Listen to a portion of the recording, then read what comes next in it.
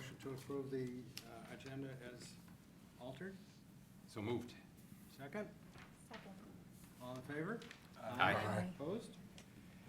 Approval of the minutes. Has anyone found anything in the minutes from last meeting that got sent out at some point that needs to be changed? I read them and move that they be approved. Do I have a second? I'll second. All in favor? Aye. Opposed? Public input. We now have, someone actually would like to speak. That's wonderful. So, give us your name and you have 3 minutes. Thank you. My name is David D. Pice. I live on South State Street in Ann Arbor. As you may know, some Ann Arbor residents have come forward to the city with plans to ground mount solar panels in the open space in front of their yards. I'm not one of those, but it is being proposed. And that open space is not part of the required setback, essentially making these structures accessory structures. In response to these proposals, Ann Arbor City Council passed a resolution for a moratorium on such installations for up to 6 months, with possible extensions. The Planning Commission has been tasked with coming up with appropriate rules and regulations for ground-mounted solar panels and arrays in the front open space. I know the Ordinance Revisions Committee of the Planning Commission has already had 1 meeting on this subject. I certainly expect the Energy Commission will be offering its comments, suggestions, and expertise on this issue to the Planning Commission and the Planning Commission staff. Whether that expertise and comments is informally or in a formal resolution of a type, those would be, I'm sure, welcome. Included in the things I hope you advocate for are an expedited process. It often seems like these sorts of things get bogged down in minutia, discouraging people that are actually hoping to make a difference in our community. 2, although it's difficult to quantify, I hope that you would propose a minimum of landscape screening and other similar type rules. Reserving the efficiency of the installation as well as making it financially feasible would seem to be of paramount importance. I want to emphasize I understand the desire to keep the installation from being too unsightly, but I also understand that sometimes beauty is in the eye of the beholder. 3, I hope you advocate that for just administrative style review of these type of installations. No additional costly and site plans should be needed. There isn't a much better way to ensure the future safety, health, and welfare of Ann Arbor and its residents than encouraging renewable energy and reducing our reliance on fossil fuels. I'm sure you all know that deep in your heart. I urge the Energy Commission to help the Planning Commission help move these ground-mounted solar panels and array as early as possible and as easy as it is to pave a new driveway. Thank you. Thank you. Thank you. Anyone else wanting to speak? Seeing no one? Oh, yep, wait, we have Oh, one. I'll be really quick. My name's Jay Zocker. I live in Northeast Ann Arbor. Just here today representing local chapter of 350.org again, and just wanted to voice my support to the Energy Commission about the Viridian at County Farm proposal. And I don't know if the Energy Commission has any connection or anything they can do to help partner with the county in their decision on the proposals for that land, but just wanted to put forward our recommendation. Thank you. thank you. Are we all familiar with what the issue is there? I'm not. I am. So, Could we grant a couple extra minutes to this Yeah. gentleman to explain? Jay, do you want to explain speak? what the issue is? Sure, great. Full background on, but basically I think it's like 13-acre parcel at County Farms. There used to be a building there, but basically the county is selling that off. They're looking for proposals to meet numerous needs. Part of it's affordable housing. I think they got 6 proposals, and there was a meeting last Wednesday to narrow it down. But Matt Grokoff, who's got the Net Zero house on the west side of town, he's put together a proposal with numerous other groups in cooperation with Avalon and a few other groups. Basically, their proposal is a small community of homes that are all basically net zero potential. Maybe not net zero to start with, but the other proposals are basically building as usual type of proposals, no particular energy or environmental considerations. So that one seems to have a stake in the ground that could be set that moves us in the right direction here in Ann Arbor. Great. Great, Thank you very much. If I can add a few comments. Some of the things that the proposal includes is solar on all of the roofs where it makes sense, obviously. They're looking at community-wide geothermal. They've incorporated pervious pavement where they can, and a lot of water management features.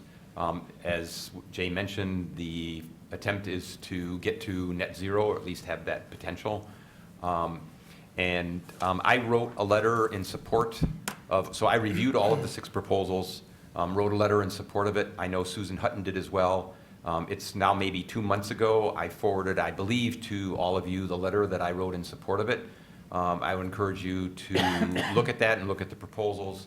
I also spoke at the county commissioner meeting that was last week, and Susan did as well.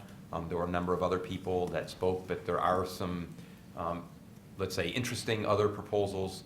A couple really focus on homes for seniors and things like that, and there's clearly support for those types of developments. So I encourage each of you to look at those, and if you are interested, write a letter. The other possibility would be is that we potentially consider a resolution in support of it that we would then potentially act on as an Energy Commission. If I may say something. So in the interest of full disclosure on this, also I met with Matt in the formative stages and talked a lot about how solar could be incorporated in a community solar option, et cetera. So if there is such a resolution, I unfortunately would have to recuse myself, but I would support such an activity among the council as well. Is there anyone else from the audience that would like to speak? Seeing none, I will consider that public input portion closed and move on to the energy report. Sure. Well, just to connect back with the first public comment, David stole my thunder a little bit, as I was going to add for the items for next agenda that I spoke with the head of planning and wanted to be proactive about getting the Energy Commission involved. So we're going to set some time aside at our June work session to make sure the commission gets a chance to look at draft ordinance language and weigh in the process. Good. So, additionally, we got a heavy agenda, so I was going to cover a couple things. Green Fair coming up on June 9th from 6 to 9 p.m. downtown. Always happy to have any commissioners involved, and a reminder as well, the DTE Power Together program, of which we'll kind of hear elements of a little bit later. We'll be announcing the results of the community competition that we've talked about in the past. So during part of the, in between music, I think we're going to have a time for the mayor to get up and say some words, and also a chance for QT to talk about the results of this effort. So What again, is the June time on the Green Fair? What time? So 6 to 9. 6 to 9, okay. Yeah, and likely, yeah, the Power Together portion is 7:30 or 8, somewhere around the middle. Mhm. There'll be an announcement, but, Great. and that's always, again, Friday. Do you need the Friday. setup help like you did last time? Yeah, I mean, always welcome, I'll come yeah. early. Great. 5? Yeah, 5:30, yep, I'll be there. perfect. Okay, Wayne, Mark, anybody else? Any other takers? I'm 90% likely out of town, but if I Okay. will be in town, then I'll come. Great, thank you both.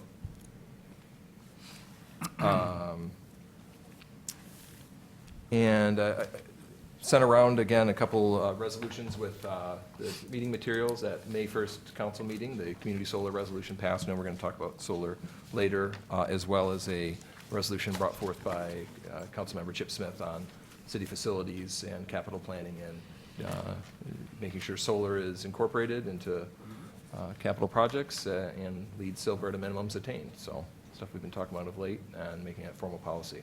So good step along the way. That's good. I did want to welcome briefly, again, I'll just take the opportunity to welcome Carlene Colvin Garcia, and offer to say a few words if you'd so choose, and glad to have you as the latest member of Energy Commission. Thank you. I did bring a little bit of a statement too, so I can just give you a little bit of my background. So, thanks again for welcoming me to your group. It's great to be part of it. So, I became interested in renewable energy back in the 1990s, and I've been paying attention to solar power production. It's evolving technology over the past 2 decades. So I decided I wanted to participate in renewable energy production, and in 2008, my husband and I started our biodiesel company. So using used cooking oil that we collected from local restaurants and grocers and cafeterias as our feedstock, we built a 5-gallon per minute pilot production plant, and my husband designed and built the biodiesel purification system to operate without water. And as it happens with fledgling businesses, our core product soon became small and mid-scale biodiesel dry wash systems. So we manufactured and shipped these across the country and abroad. So fast forward to today. In my community volunteer participation over the past 10 years, I have witnessed and I've supported and participated with and led groups of local citizens advocating for important issues. I am currently involved in the pedestrian safety effort for students in the Ann Arbor Public Schools, and I'm also the chair of the PTO Council. So this brings me to where I am tonight as a member with you on the Energy Commission. For me, this is a synergistic blending of my commitments to environmental stewardship and community contribution. So in addition to, or as part of supporting Ann Arbor's climate plan, I am particularly interested in joining with the members of our community who have begun efforts to bring energy efficiency and solar power to our schools in Ann Arbor. So that's where I am. Thank you so much. Bravo. Wonderful, thank you. You're welcome. Any other news from folks that they'd like to pass on? There was something in the news that I noticed that last weekend or the weekend before, Germany set a record. They were 85% renewable electricity for the weekend. So that's pretty amazing. So if there's no other news, we will move on to our first presentation by Jason and Mylan from DTE. Thank you very much. I'm Jason Koopser from DTE Energy. I'm the manager of residential programs. And let me pull up my slide and we can go over the agenda in which we're going to speak from.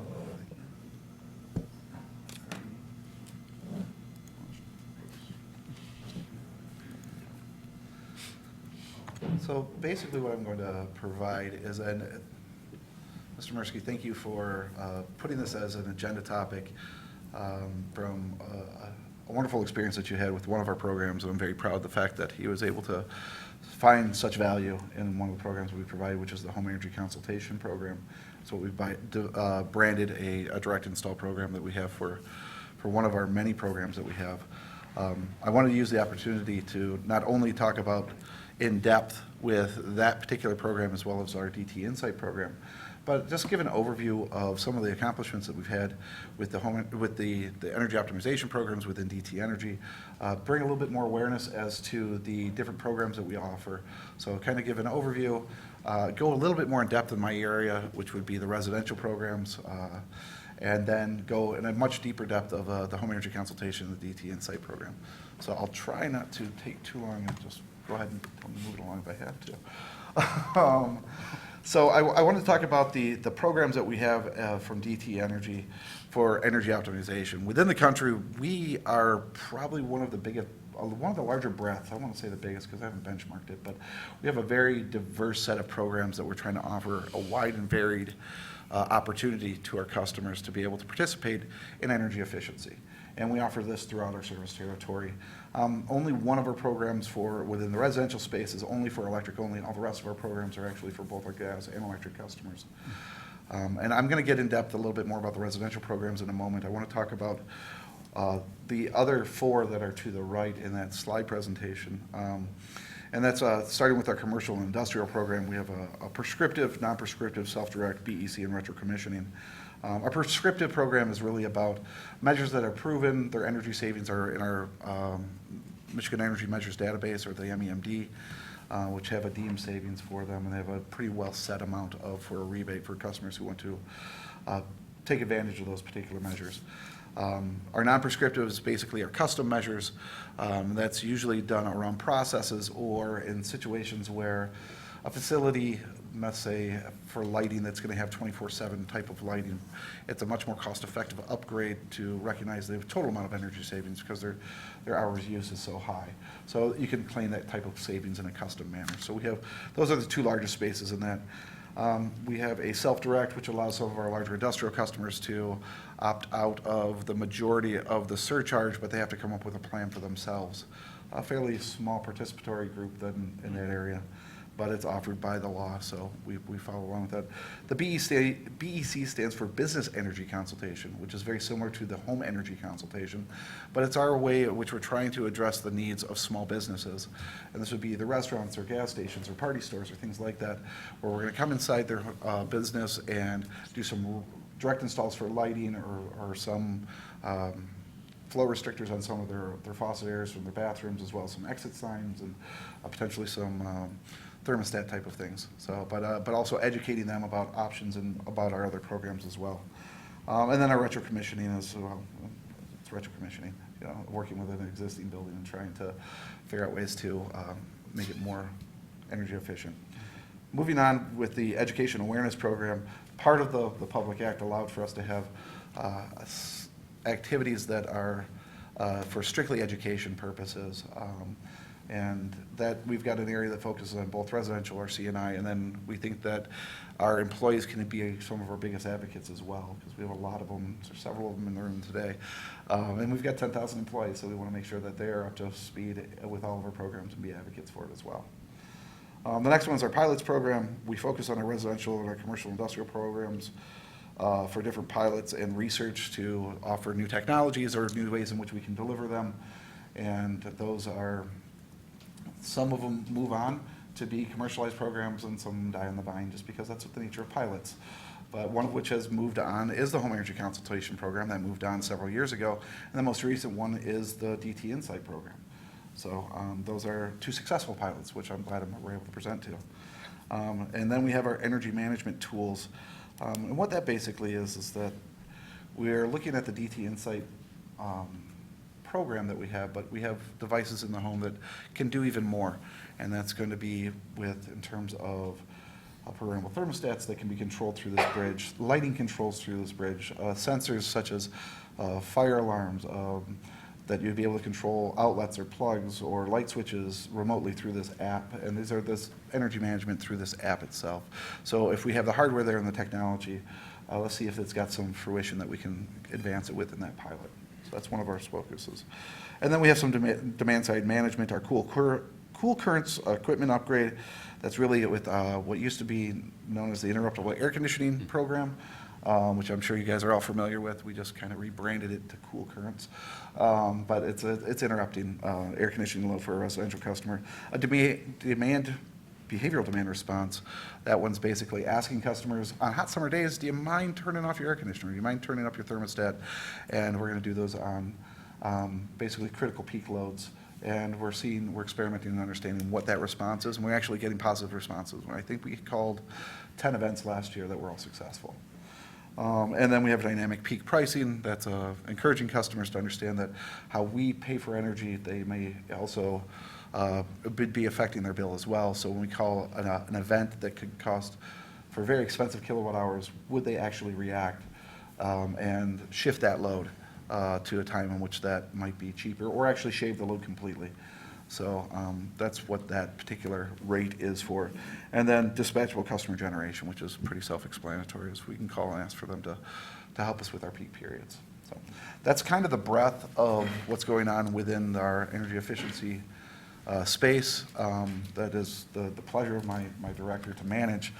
So I want to talk a little bit more, if I can, about some successes that we've had with this. Since Public Act 295 back in 2008 got signed by Jennifer Granholm, we've had programs that were really turnkey with a lot of implementation contractors. And when Mylan Stevens comes up, he works for Walker Miller. He'll be coming up and discussing the Home Energy Consultation Program, which they deliver on our behalf. But we have had several programs that, and then we contract a lot of these services out. And these are some of the accomplishments that we've had with them. Starting, and it's very similar between the gas and electric participations because we are two different companies. We kind of count them separately, even though some of them might get served at the same time in that sense. There's a big number up there, 34 million bulbs. That's huge. That's between 4.5 to 6 million bulbs per year that we've been incentivizing primarily through retail stores. That was a lot of LEDs. Now we have fully shifted that over, or excuse me, it was primarily CFLs, now fully shifting over to LEDs, excuse me. Can't get that out. But it's a big accomplishment. It's a lot of energy savings, and it's a great opportunity for us. We've also recycled appliances. That's about 30,000 a year. We've done some direct installs within our apartment complexes, and some direct installs within our homes. That's that Home Energy Consultation Program. And then we have some schools and home kits that we deliver to people. If we don't want to, they want us to come to their home, we can still get them energy savings measures, and that's about 20,000 of each of those per year. So we've got a lot of large numbers, but we've had a lot of opportunity because of the law that's allowed us to do that. And with the new law that's going in, and we've got more opportunity over the next 4 years for sure, before we move into an IRP process, and we'll see what the right size is for it at that point. So some of those accomplishments. So I want to talk about the residential programs, kind of go through those more specifically. The first is the DT Insight. That's our mobile app, and I don't want to steal my thunder for later, so I'm going to skip that for now and go to the appliance recycling program. That's really for that second refrigerator that you have in your home that is storing a six-pack out in your garage and is really an energy hog, and it's taking up a lot of energy, and that's the most expensive six-pack you've kept cold ever. So we're taking that second refrigerator away from you, or that freezer that is usually fairly old and fairly inefficient. And then you get the room air conditioners as well as a dehumidifier. So we do about 30,000 of those appliances a year. Last year we had a little stumble getting into it because that contractor that we were previously using went insolvent at the beginning of last year. But we got right back up and actually had a record year last year with that. So we still have a pretty good demand for that particular program. Our multifamily program is really a direct install program within the residential space, working with property owners and landlords, putting in the fairly low-cost measures that can save on energy, being it lighting, flow restrictors as it relates to frosted areas and shower heads, and where appropriate, thermostats, and some pipe wrap around the hot water heater. The next one's our energy efficiency assistance. That's really our low-income program. We work with community action agencies as well as nonprofits to income qualify customers, and really we're working on our HVAC and weatherization for those particular customers, getting them 95 plus AFU furnaces, also the weatherization work as well as water heaters, and new refrigerators for our electric only customers, but covering the full cost of that because they can't afford to, and we need to be looking out for that group as well.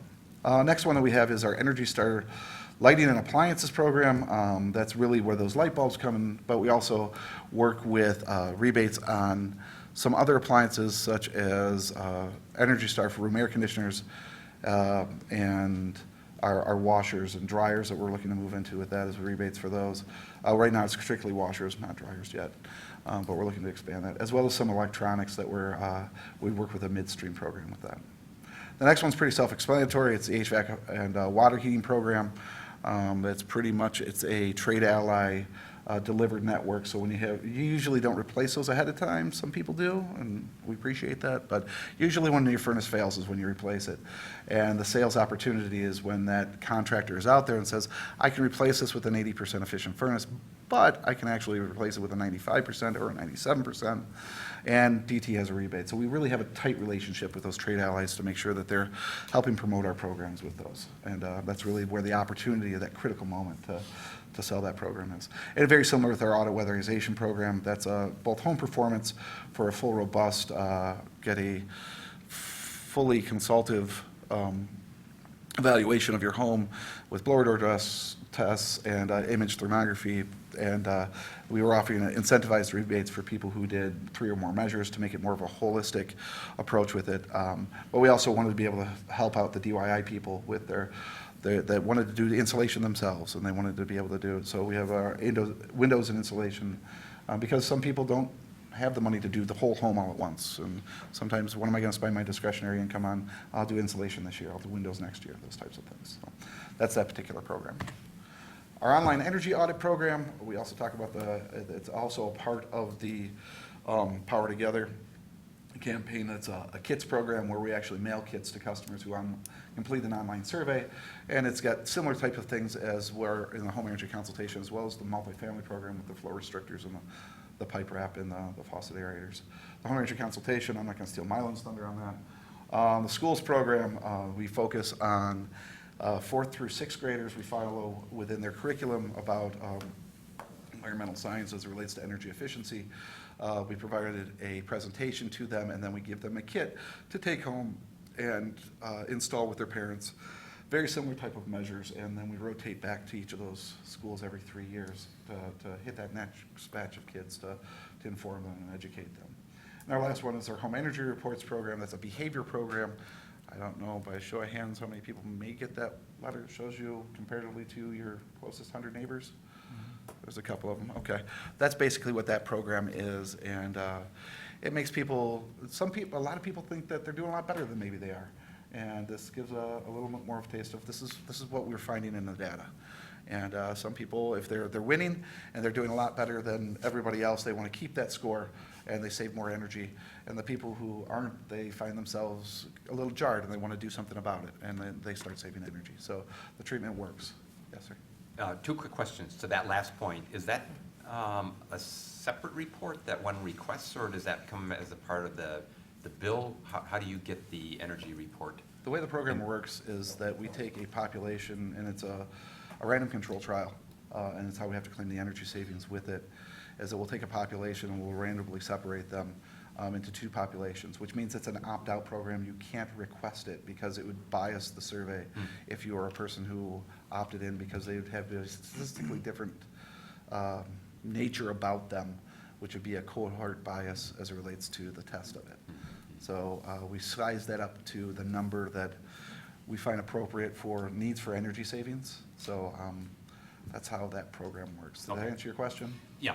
Okay. And the other question was, the Power Together program offered Ann Arbor residents 3 options, as I recall. Yes. One was the Insight app, the other is the consultation, and the third was, I think it was called the survey, but here you call it the online audit program. Is that? Yes, the were online those the audit. 3? I'm sorry, go ahead. Those were the 3? Those are the 3. Okay. We branded the online energy audit program. That's the term we use in our filings with the commission. We've branded as the home energy survey. Okay. It's an online energy survey. You get the kit mailed to you in the mail. So it's Okay. maybe a little jargony in terms of different brandings of the particular program. But Thanks. yes, you are correct. A little question on that too, the home energy report. I participated in that program, but last year I put a solar system in, and my home energy report seems to go, it's really gone kaflooey, and I have a feeling that it's somewhere on your end that doesn't account for my generation. Part of the program itself, in terms of trying to find comparable people to compare you to, Okay. there is a piece in there where we need to update your profile that shows Yeah. that you have self-generation of Okay. solar. And that would find other people who have those types of things. So that Okay. would be able to So help. do I need to do that? Because it says I'm really doing great. Okay. But I know why. I can give you a card and I can take Well, care of see, yours. I'm But generating normally so- for I got the solar viewing on my audience, roof, get a so- hold of us, and I think there's a phone number on there and we can update your profile. Yeah, okay, Okay? thanks. So, no problem.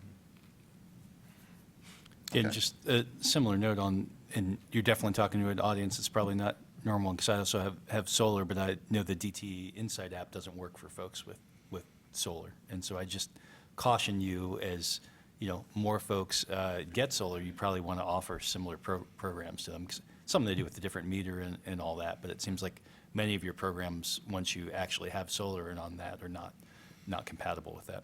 The nature of the DT Insight app is it's communication with the AMI meter, and it's usually the primary meter within the home, and I don't think it calculates out, and it's a little, the technicality of it is, I can't get to too much in terms of the net metering as it reduces that for whenever you generate. So I could imagine that it might get a little screwy. It does. Yeah. Okay. So I'm going to talk a little bit about some home energy consultations. I'm going to bring Mylan up here. In Ann Arbor, we have about almost 129,000 residential customers, or accounts with DTE Energy. It's a lot of them.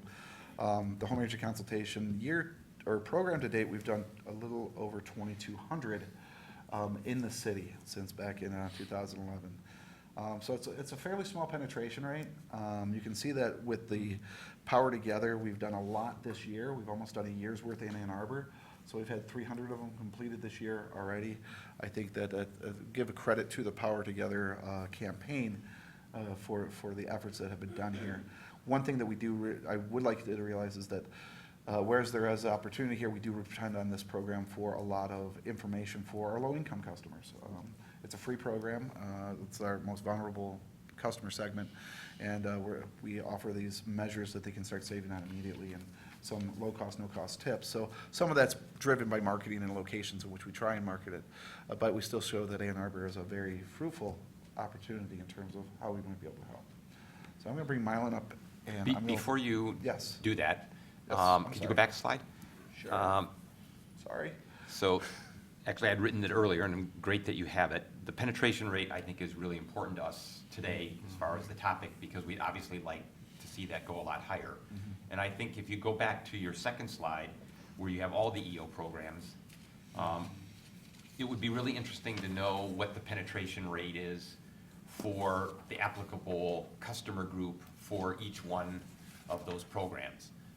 If we're down in the 1 or 2% range, obviously we collectively, DTE and we in the community have a lot to do. If we're up 30, 40, 50%, then obviously we're doing a great job. We're probably not that high, given this just started in 2009 or so, but, or at least I presume some of these started around that time. I don't know if they all started at the same time. But I think that we'd be really interested in knowing what those penetration rates are.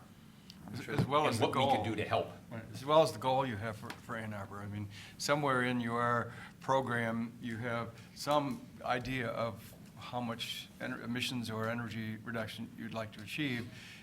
Can that be broken out for Ann Arbor so we would have some sense of, if a 50% improvement actually is getting us anywhere near the goal that you've slated for us, or not? Well, I doubt you have goals. We don't have goals for any emissions individual reductions or anything municipalities or like that, right? regions specifically with it.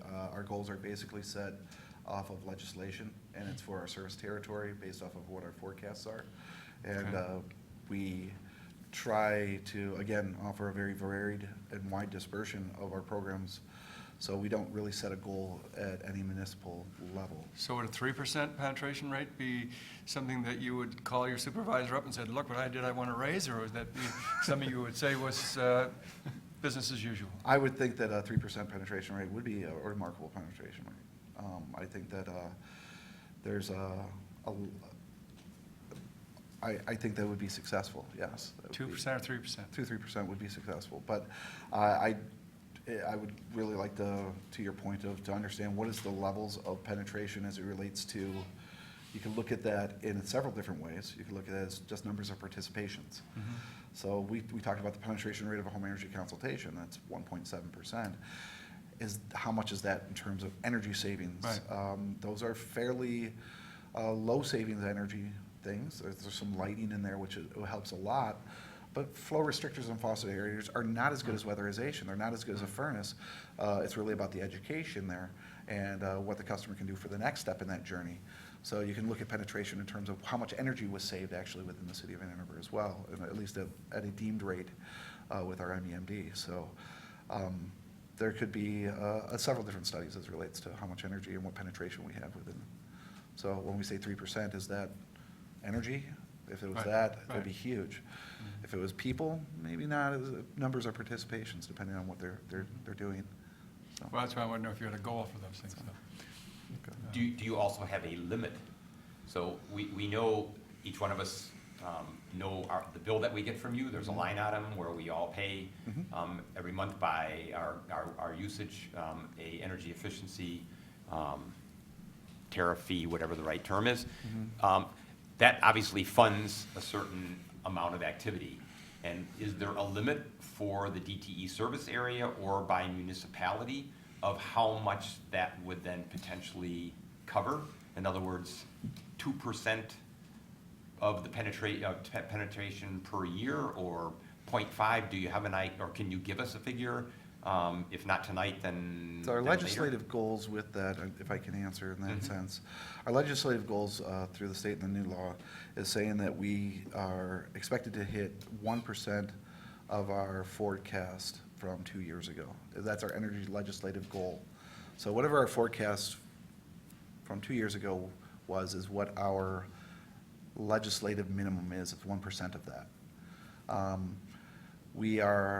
The law also allows for us to earn a performance incentive as a utility because this is slowing down our meter spin.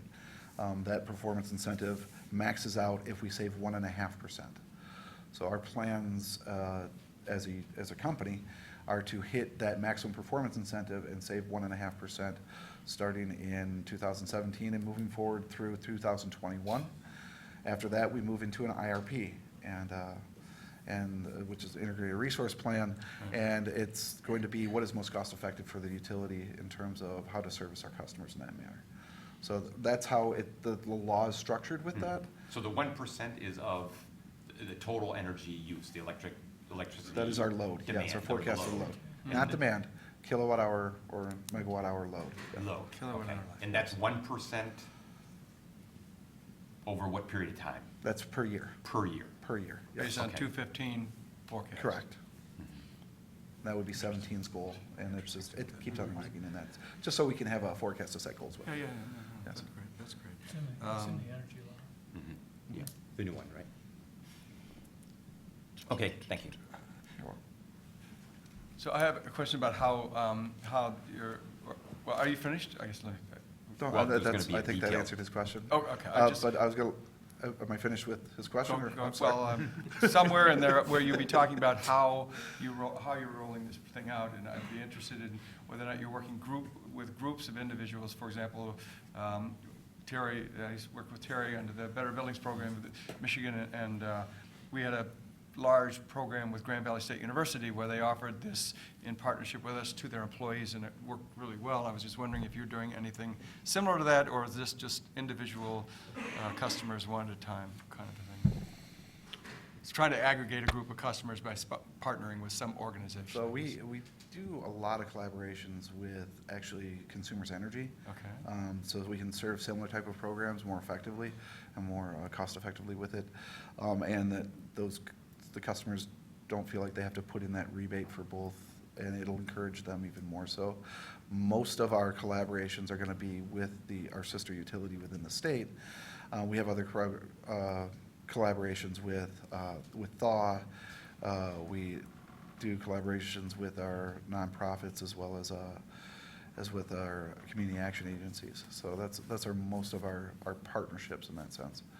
So we're partnering now with the Michigan Interfaith Power and Light on a potential solar project to work with congregations in Ann Arbor to see if we can aggregate a community solar kind of project. Okay. Would them saying we want to team up with DTE and offer this program to all the members of a congregation, would that be of interest, or would you rather they just pass out the flyers to congregants and say, here, call Larry? How would you like to? We have a faith-based initiative that we have. Or any organization, I'm just using. No, that as an yes, example. absolutely.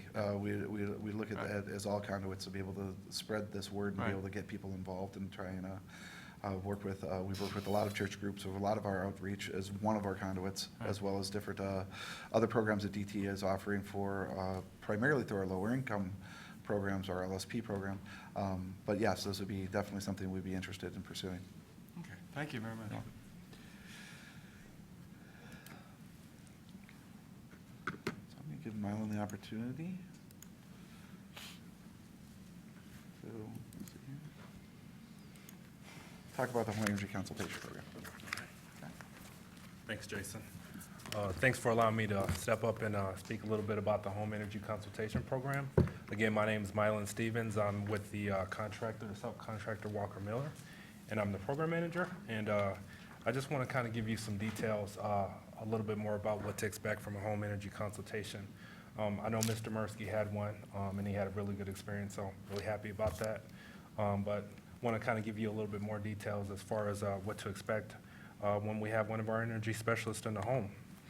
So, as Jason showed in the previous slides, there seems to be a real big opportunity here in Ann Arbor to get more customers aware of what's actually offered in this program. So, HEC is a really good way to introduce customers to energy efficiency in general. I think a lot of customers, when the heating season comes September, October, November, they turn on the furnace, heat bill starts to go up. I want to see how I can save on the heat bill. Or they got to turn on the AC. Okay, how do I save on the AC? You know, what do I need to do? And then they're starting to wonder and figure out what they can do. What the HEC program does is it provides really simple solutions by providing some free products, but also helping the customers to understand what to look for, basic habit changing, so that they can go into their homes and find ways to save energy simply. And then as they advance and they learn more about energy efficiency, then they can get into the other opportunities that are out there. So the energy specialist will come into the home and they will walk through the home with the customer, pointing out different areas where they can save. And also after that happens, they'll do the installs. And again, the key to the customer is that this is a free program, that the installs that go into the homes are at no cost to them. So the products that are offered, you can see in the picture there on the actual slide, we've got bulbs, programmable thermostats, kitchen aerators, a Wi-Fi thermostat, and we also have some energy or water-saving shower heads and some pipe wrap as well.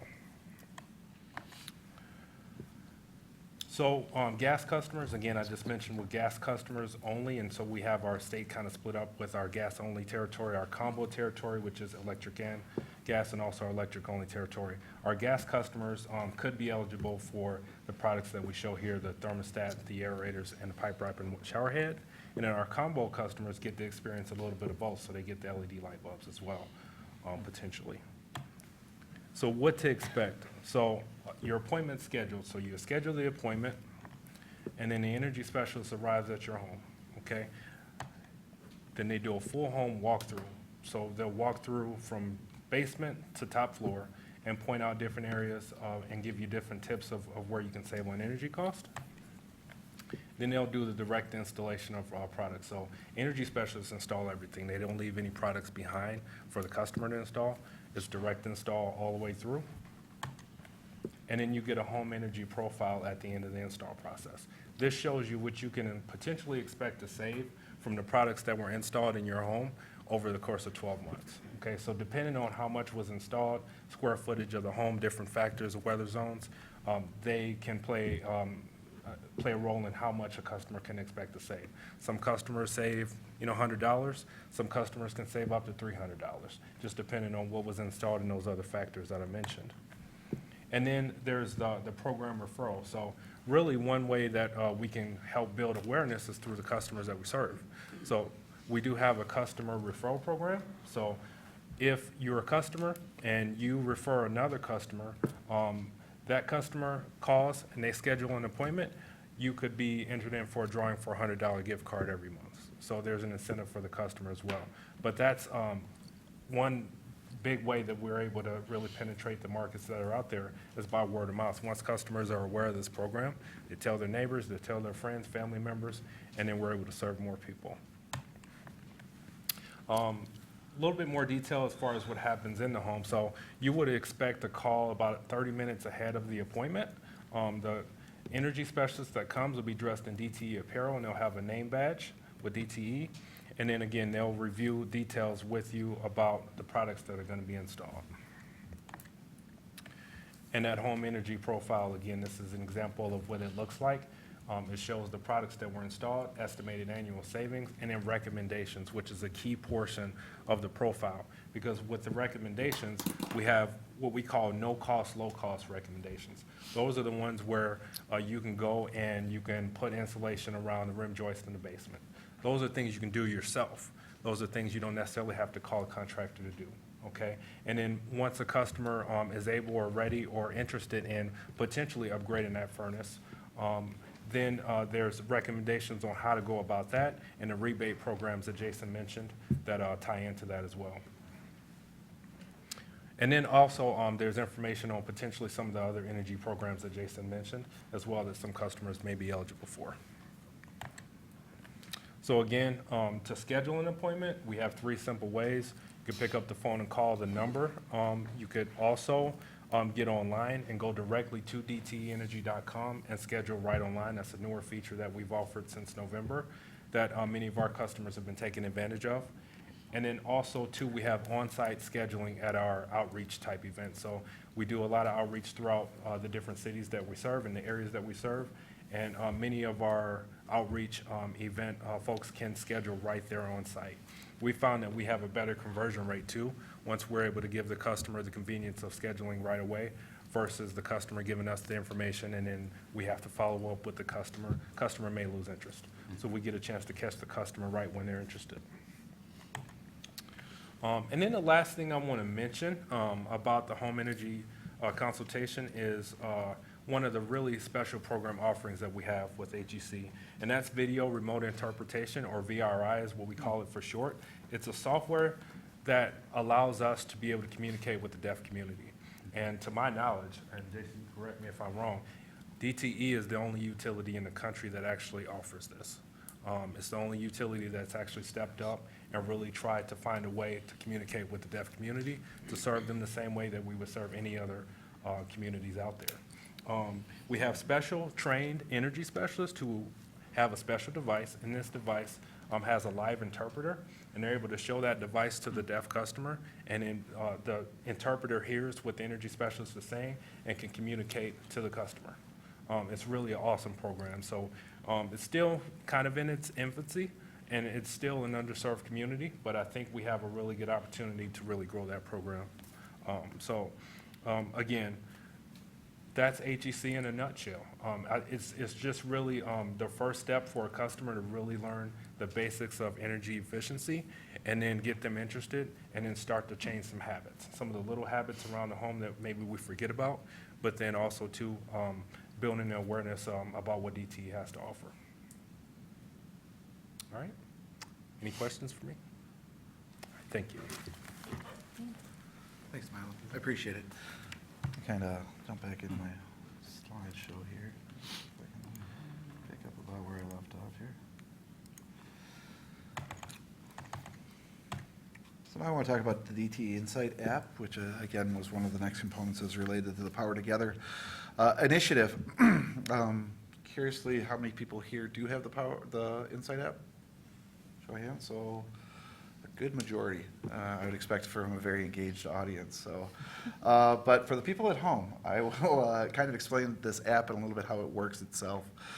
First off, it's a free app, just like the HEC program, it's free as well. The DTE Energy Insight app is free to download for both Apple and Android customers. It's a smartphone device that you get at your app store. And you have to have an active account with DTE Energy. It only works for residential customers, so it's not available for C&I customers.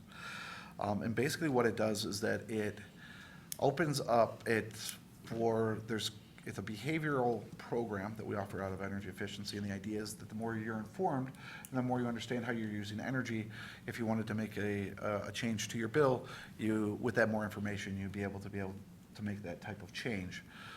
So let's talk about AMI meters a little bit as it relates to that, is that AMI meters currently record hourly consumption reads, and that's transmitted back to DTE Energy through the AMI network.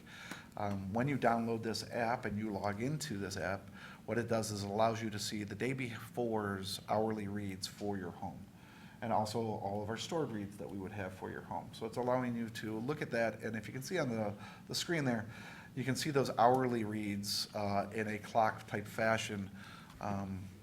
Show, this has got the indicator with the 18.6 kilowatt hours, and that's the consumption per day. And it shows that that's a 24-hour clock, and showing that you've got a little bit higher usage in the morning when you come home, and then maybe entertainment and things like that. But you're able to look at your own particular profile. And that's basically the basic experience that you would have in terms of consumption data. Additionally, with that, we have some gamification in the app for you to get points as you do energy savings challenges. You have the ability to, which is where that little home is there, and you're gaining those points. The next slide, or the next window in there, or image, is setting goals and getting alerts that if you have a threshold of how much your energy consumption you want to set for a month, and you can get notifications, push notifications saying that you're trending close, or you're almost at your threshold, or you've exceeded it. So it helps people get an idea, and so since the AMI meter can give you that type of notification sooner, might as well leverage that to inform our customers. Additionally, we have energy savings challenges as tools, giving them hints and directions and actual opportunities of projects that they can do to save energy is also part of it. And then there's another piece on there, there's the power scan, which is where the person is holding the electrical cord behind the phone.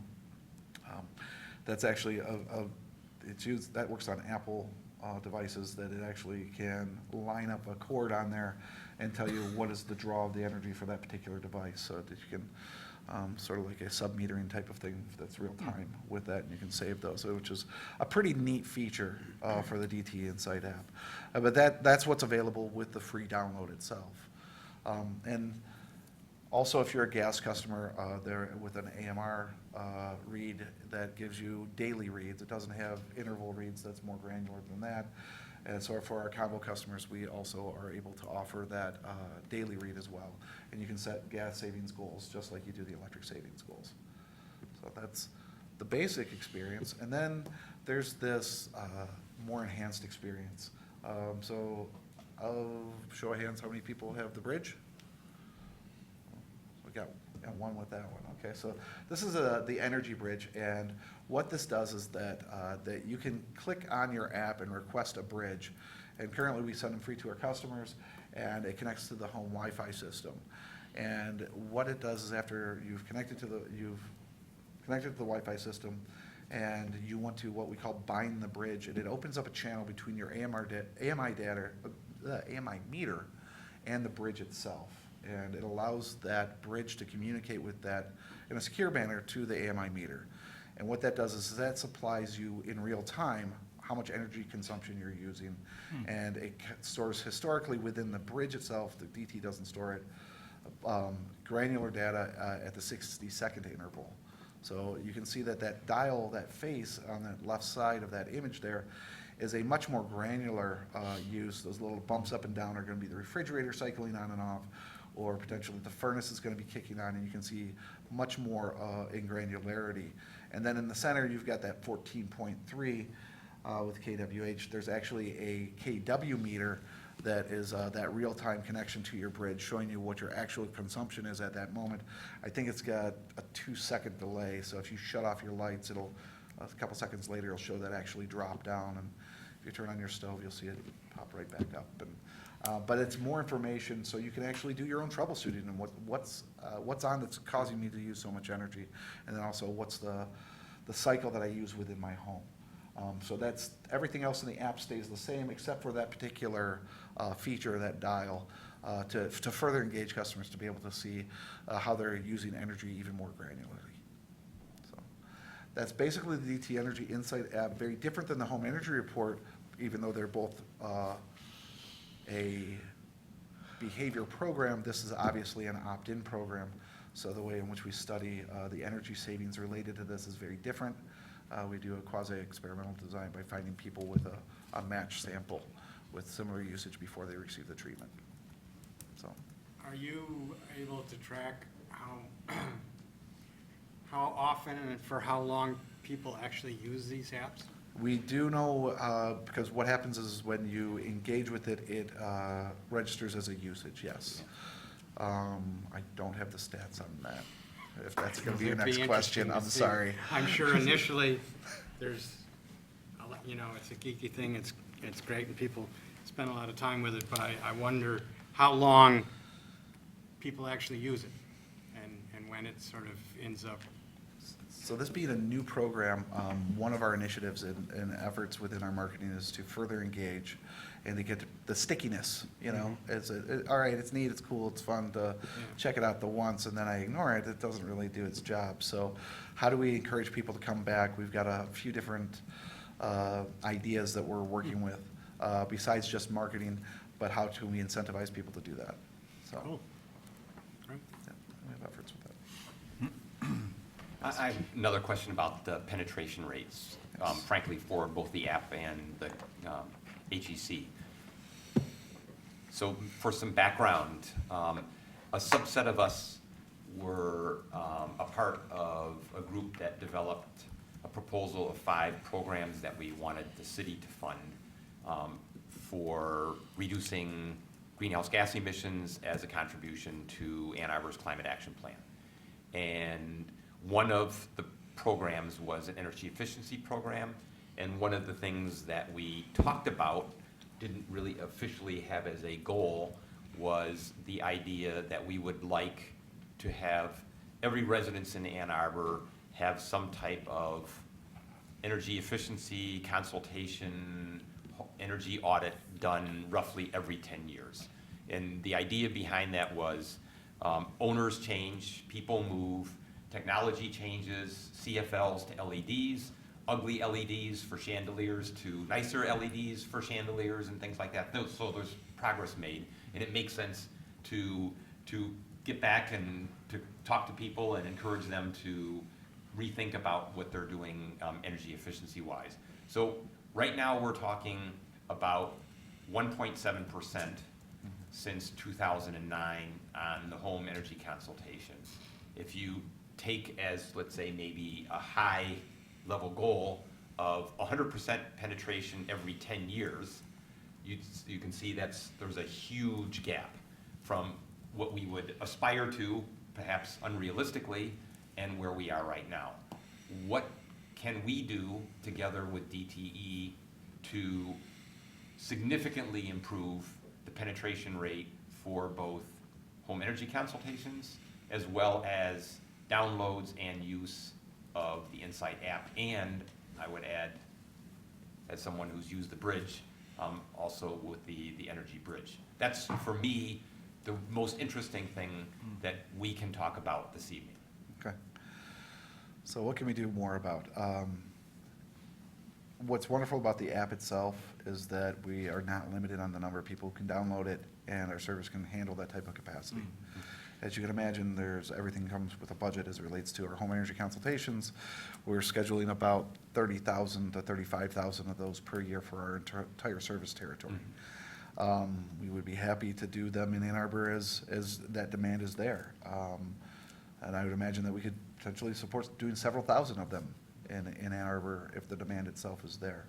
One of the initiatives was the Power Together effort, trying to concentrate marketing and doing more outreach type of efforts at different community fairs, as well as support from the municipality and the different commissions. I think that would be helpful and supportive. But it's a program is one of the many pieces within the fold of all of our portfolio. So we want to offer as much as we can with the understanding that we have a lot of people to serve all over.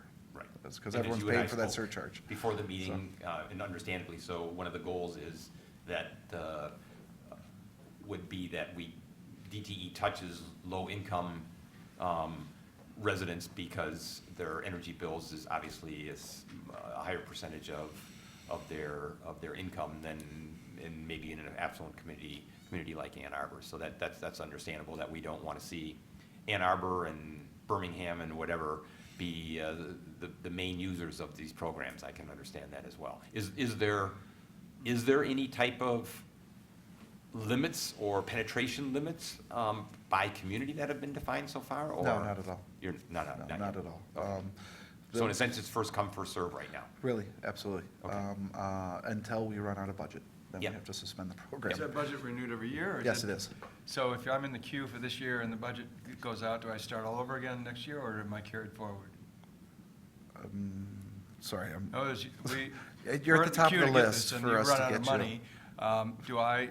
Do you tell me to reapply next year, or am I No. carried over? No, what we would do is we would keep you on the list Keep you on, as a okay. hot lead, and we try and schedule it to you as soon as we'd be able to. Because marketing costs too much for us to let that go, so. Depends on who's paying for it, I guess. Good, So. thanks. Here's some penetrations that we do have for the DT Insight app, specifically within Ann Arbor. Just about 6,500 with our, the download of the app itself. These are households, these are unique downloads, these are not total app downloads. And then within the Energy Bridge, we've almost got 1,700 Energy Bridges deployed within Ann Arbor.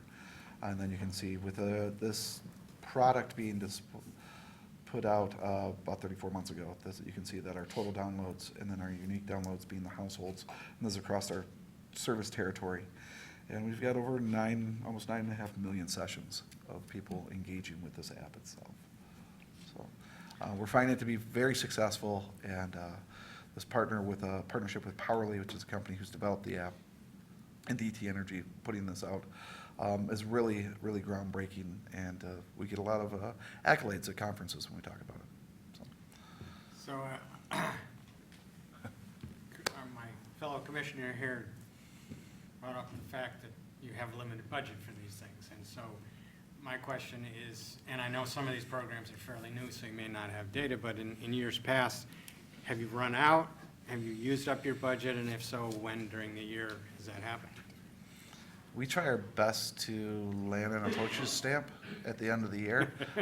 We have levers in which we throw to try and, with marketing and things like that, to Okay. try and encourage and hit our full budgets. So it's always a challenge. Sometimes we've closed in some of our programs in November or October. We usually are running these home energy consultations through the very last day of the year. So it's the challenge of trying to keep that out there, especially the continuity for our trade ally networks. They don't like us pulling rebates away from things, as you can imagine. So we try and set expectations with funding gauges, letting people know how far we are with our incentive budgets and how much is left and things like that. Great, thank you. A follow-up question, if I may, for Mylan.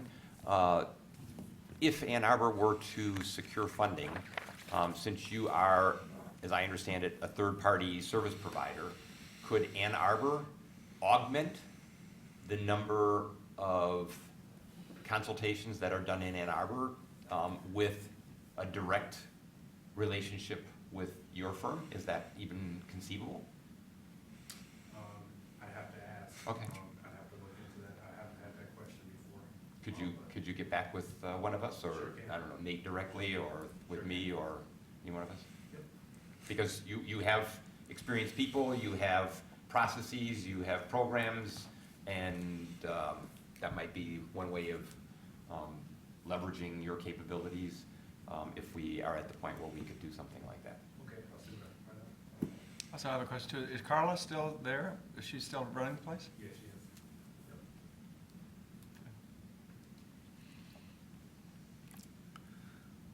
Say hi to her for me. But thank you, everyone. She's a contractor. of Thank ours. you. That was very informative. Oh, I'm sorry. I'm sorry. I I do didn't. have a question. I'm not sure which of you is the best person to ask, but you have a lot of great programs, and my question has to do with a national program, Portfolio Manager. Ah. So I know a lot of utilities around the country have made it possible to do automatic data uploads into Portfolio Manager, which is an even more powerful tool to look at comparing your building use of energy to other similar buildings with even similar uses, footprints. And I'm wondering if you're looking at creating an automatic data, the ability to automatically transfer data into Portfolio Manager? Because I believe Consumers Power has just rolled that out with their new billing. If there are plans, I'm not aware of them. Uh-huh. And I'm sorry, I can't really speak to that point, just because I really don't know. And it's something that I could take back and discuss probably with our pilots group. That would be Yeah. great. And I can add, Bridget, just a little piece of that, which is that when we discussed that a couple of years ago, it came up here at the commission, whether that was feasible. Our billing systems were in the process of getting kind of redone, and that was gonna, it wasn't something that we could develop at that time with the billing systems. We have launched our new billing system actually just last month. So I think it's the time that question could be reopened. Good. It really wasn't feasible until now. Okay, great. What would be the best place for us, or the best way for us to follow up on that? I can connect with you afterwards if you want, and then make the Yeah. connections to, Okay. it's multiple different groups that would need to Mhm. be involved. Okay, great, thanks. Thank you. Sorry, one, at least, I think last one from me. My understanding is these programs, so Ann Arbor has a lot of renters. Okay. Obviously with not only the university, but just a lot of renters on top of that. My understanding is these programs work if the resident receives a bill and has an account number. In other words, I can be a renter, but if my landlord gets a bill, or I get the bill and I pay my bill for the house that I share with 5 other guys, then if I get that bill, I can have a home energy consultation. Is that correct? That's correct. So, but a multi-tenant building where there's 1 meter with 10 tenants, that doesn't work. Then it goes to a different program, I believe. Yes, that would be Yes. correct. So Okay. for our multifamily There's units, we would like to multiple direct it. meters for the same, even if every apartment has its own meter. Then as long as you have your own meter, No, then, they told me no. no. So Oh, if I could, try again. Yeah, let's, here, did you get, I'm sorry. Did you get the question? Go ahead. I live in a rental, Mhm. and each unit has its own meter, but I was still told that I couldn't use the energy conservation. so let me clarify in terms of qualification. I think that's important, especially for the audience. Especially for Ann Arbor. Yes, Yep. Ann Arbor with a lot of renters within the city. The home energy consultation program is designed for a single-family home Mhm. program itself. Mhm. That we define that with 3 or less units that are conjoined. So if you have duplexes or ups and downs, so those are the ones. If you are sub-metered within an apartment complex that is greater than 30, we direct you to the to the multifamily program, and we do the direct install of the measures themselves with trying to do all the units at once, because it's much more cost-effective. Usually, there's less opportunity to install measures in the non-single family homes. If the multifamily landlord doesn't care for that, we would direct you to the online energy audit, and you'd be able to get the measures themselves, still free, and you'd just ask you to install them yourself.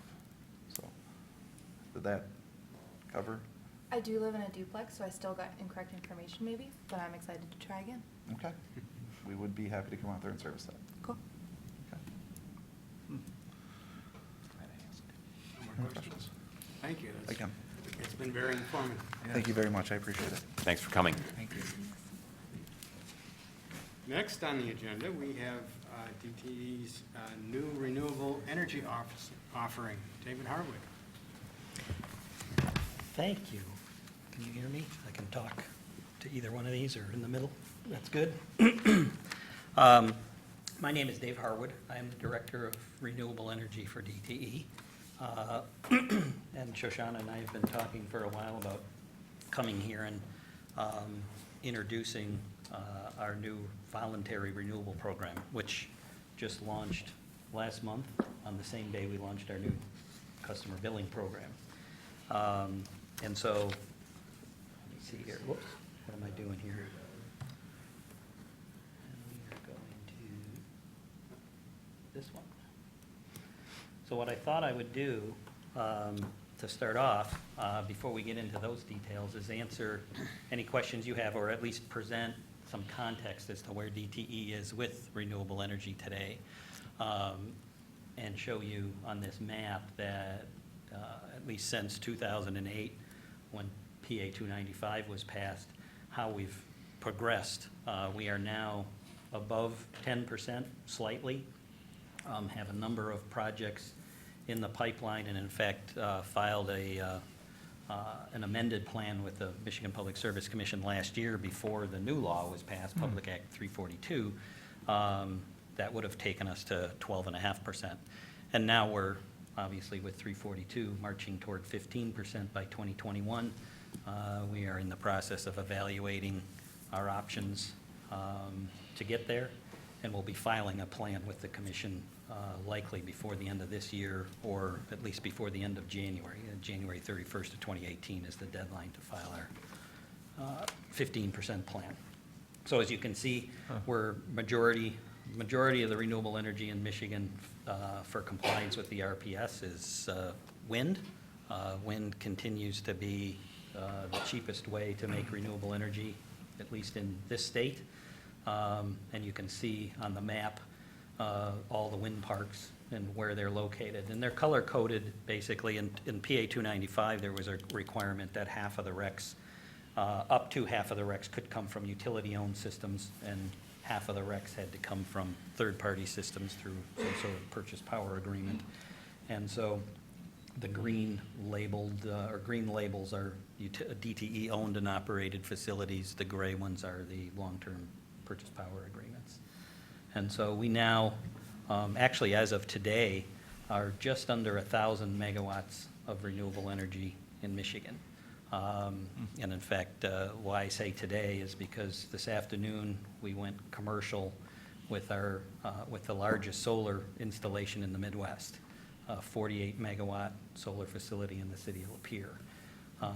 And so that's online today, and that's reflected actually in the 6% because I anticipated that that would be online before I got here. And so, but the percentages are accurate as of today. So anyway, I wanted to just kind of introduce that.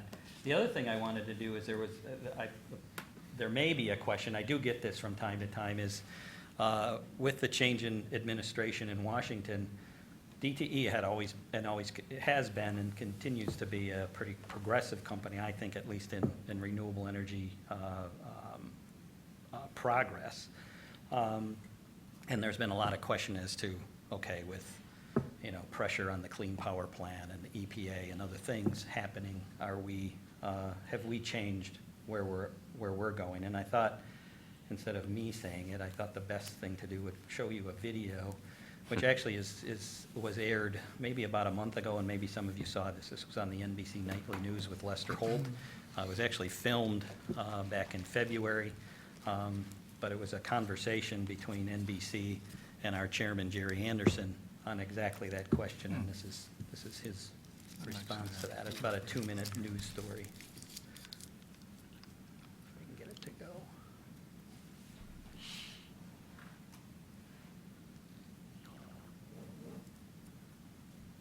Maybe. I made them this promise. We will put our miners back to work. President Trump's signature campaign promise in today's market may be much harder to keep. 90% of American coal is burned to generate power, but its future here in Michigan and elsewhere is bleak. Jerry Anderson is CEO of the state's largest electric utility, DTE Energy. We've reached a decision. It's time to move to new generation sources. And you've done that for business reasons. That is for business reasons, yes. Cheap natural gas, pollution regulations that will remain in place, and the multi-billion-dollar expense of replacing aging plants like this one is why DTE is turning away from coal. We're going to build natural gas and renewables for the foreseeable future. Natural gas now surpasses coal as the nation's top energy source. To see the changing energy landscape, Anderson took us for a ride, flying over some of DTE's nearly 600 wind turbines. How often do these turbines make energy? A little over 40% of the time, they are spinning. With costs dropping 50%, wind is now competitive. While President Trump's order to kill the Clean Power Plan, capping carbon emissions might help, Anderson says it is not enough. One thing that removing regulations can't do is make my plants younger. The president is fighting market forces that are more powerful than political ones. But experts like Bud Weinstein say there is one option. I think the only hope for the U.S. coal industry is to boost our exports. Because like it or not, the rest of the world is going to be consuming lots of coal Exports may not bring back coal jobs, but Weinstein says they could stop the slide as domestic energy producers increasingly go green to make green. Ann Thompson, NBC News, St. Clair, Michigan. So, hopefully that answers the question of where we're headed. Introducing a paint to handle him and her and this. Gas. Plan tested to handle up to 2,500 Back to where we're squares. going. We know. We count. Oh, I gotta close something here. This one. Yeah. Air fan in the background. Okay, so, there's a strong ring in our halls downtown in Detroit that, not only now that we've got a mandate to get to 15%, we were planning to do that anyway, to a large extent, and probably will go farther than that, to the extent that the Public Service Commission and economics will allow, and customers demand. I think that's another big point. So, with that, we've launched a new voluntary, it's a pilot program, so it does have some volume limits to it, at least at the beginning here, for customers who are wishing to go beyond the 15% or 10% today and eventually beyond the 15%, without having to install on-site solar arrays for the most part, or in some rural areas there, we do have some folks net metering with wind turbines. But for folks that don't want to go down that road, or to some degree, customers that aren't in a position to go down that road, the conversation before I came up here about renters is one that fits with that. I have a number of our customers that are condo dwellers, apartment dwellers, whatever, and don't really have the opportunity, even though they may have an account with DTE, to install their own solar or renewable energy assets in some way. And so this program was built for them, as well as customers that do have that option, but choose to do it this way instead of doing it on their own. And the program really was designed to provide customers with a no on-site installation option, with no upfront investment, no required term. You can join this program and then drop out if you want to. And so there's no long-term commitment. The program is actually sourced from 2 renewable energy sources, and I've shown pictures there to represent them. Those are the latest 2 additions to our renewable energy portfolio. The Pinnebog Wind Park up in Huron County was put into service just last December. And as I said just a few minutes ago, the Lapeer Solar Facility, just about 195,000 panel facility on 240 acres in Lapeer, is online as of today. And so those together, 50% of the kilowatt hours in the program are coming from each side of this, the wind and the solar, and combined provide 150,000 megawatt hours a year that is available in this pilot program. And the nice thing about the pilot is that if we do get full subscription to this, and hopefully more than that, what that causes us to do is actually build more, and all of this is incremental to whatever the compliance requirement is at the state. We keep the RECs that are generated for compliance separate from the RECs that are in this program, and actually retire the RECs off of this program on behalf of the customers and provide the customers with some assurance that these RECs have been retired on their behalf and not for compliance for the utility.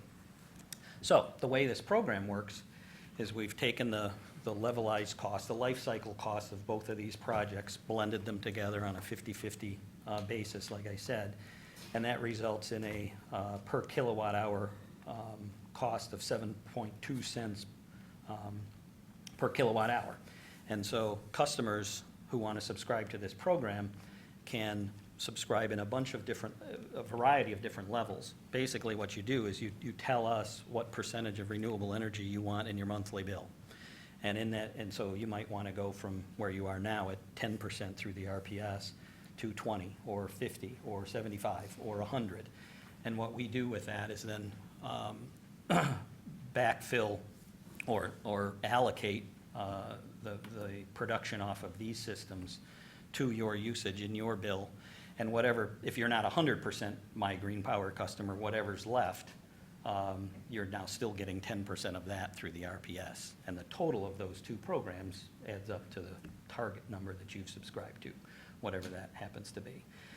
And so this is a rider tariff that's been approved by the Public Service Commission. And what basically that means is you're going to get your normal bill, but you're going to get two new lines on the bottom of your bill. The first line would be the subscription rate, and that would be whatever that incremental level of subscription above the RPS that you've subscribed to at 7.2 cents.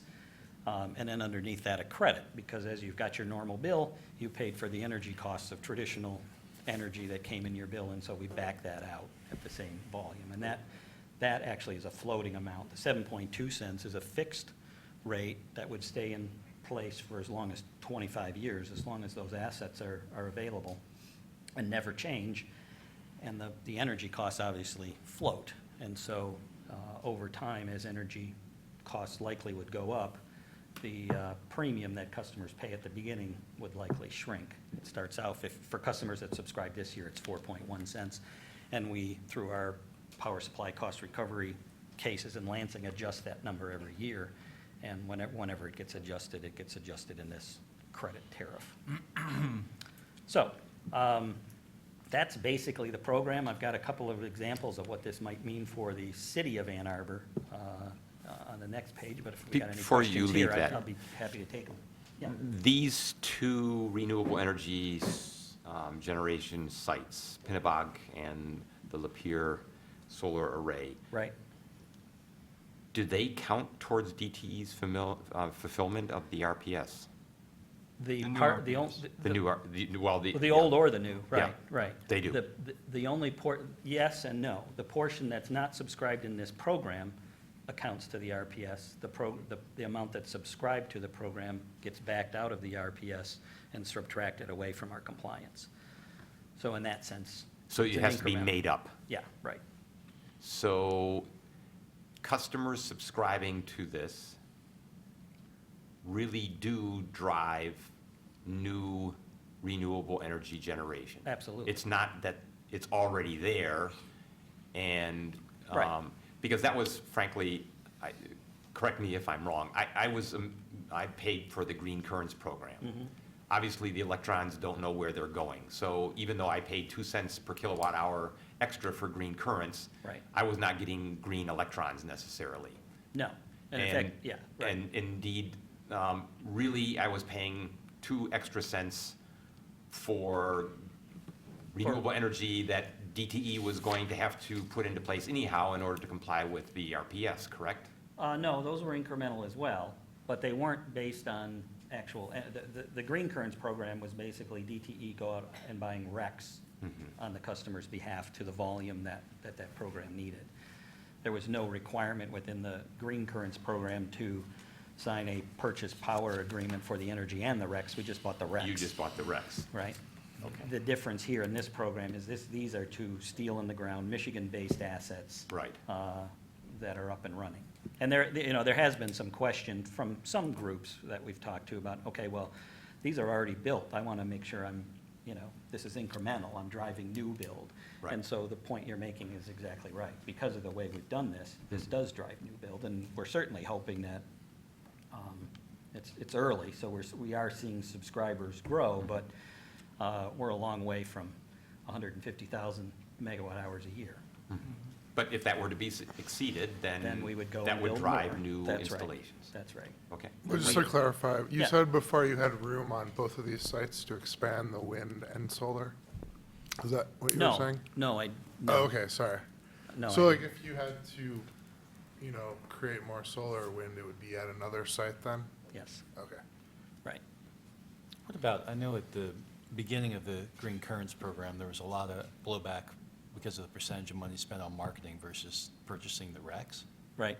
So what can you tell us about what's being spent on marketing? On marketing versus- here? versus the Marketing power here purchasing? accounts for, I think, about, if I didn't have any marketing, I think the subscription rate would be 7.1 cents instead of 7.2. Somewhere around there, rounding. And this is available to all customers? All customers. Including CN commercial? Right. All customers equally. The only nuance here is that in the first year, until January, or December 31st of 2017, the tariff buckets those two customer classes. And what we've done is we've allocated 100,000 of the kilowatt hours to C&I customers and 50,000 to residential customers. Just to make sure that, because the reality of it was, not knowing, if we didn't have that, a General Motors or a Ford comes in on day one and they'll take 150,000 megawatt hours and then we're done, right? And so we wanted to make sure that there was enough here to spread it around.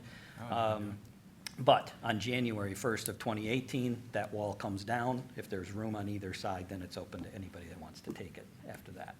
Dave, did you guys do a subscription study to see what kind of penetration you might get? Yeah, we did do a lot of focus groups for a whole bunch of, a variety of reasons. We think that there's the demand out there, to be honest, especially in communities like Ann Arbor. And in fact, a lot of the focus groups we did were in this community. And in fact, some of the, not only around penetration and interest in the program and interest in how it was designed and subscription rate and credits and whether or not it should be kilowatt hours or should I be subscribing to kilowatt capacity. There's a whole bunch of different ways you could do this. But the focus groups not only helped us come to those conclusions, but actually even came up with the name. So. So did I hear it right that this energy is produced 50% by wind and 50% by Right. solar? Right. Obviously, there's, for those who know, I mean, the capacity factor of the wind project is higher than the solar project, right? So there is some of the solar project output that's directed toward the RPS side. And some that's allocated to this program to provide 50% coming off of the solar. The wind energy is a lot cheaper than the solar, isn't it? Yes, it is. So why did you end up with a 50-50, which basically increases the amount of cost that So, you'll have yeah, to so spend on again, that investment? goes back to the focus groups, actually, because we did talk about early on about whether or not we had customers saying, I'm not interested in wind, I want solar. We had customers saying, I understand the economics and I want wind. And so early on, we were talking about programs where we would not only give customers the option of going from 10 to 100 in 5% increments, but also allowing to them to pick a percentage of solar and a percentage of wind, and it just got too complicated. So 50-50 is where we landed, and it was something that resonated with the focus groups. But yeah, if you tear apart that 7.2 cents, like I say, it's 50-50. Rounding, it's an average of wind that's about 5 cents, and solar that's about 9 cents. So, All right?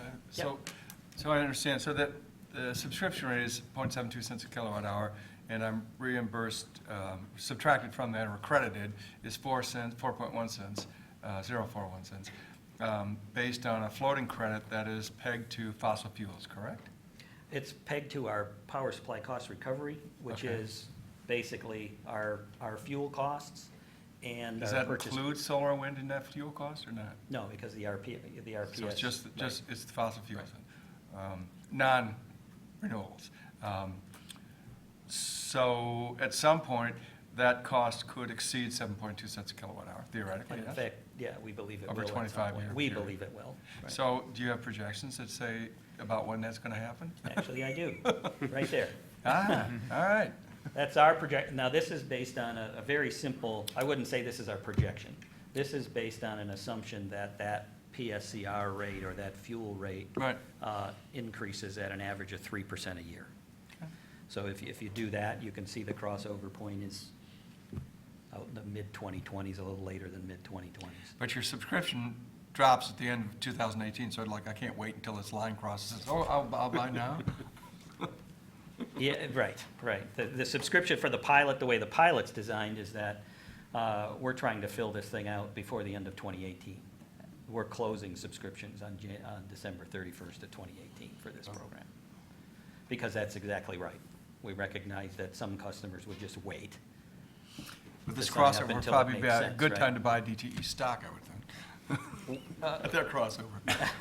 Maybe. Well, like I say, it's not necessarily our projection. Right. This chart is based on a 3% escalation in that credit rate. Fair enough.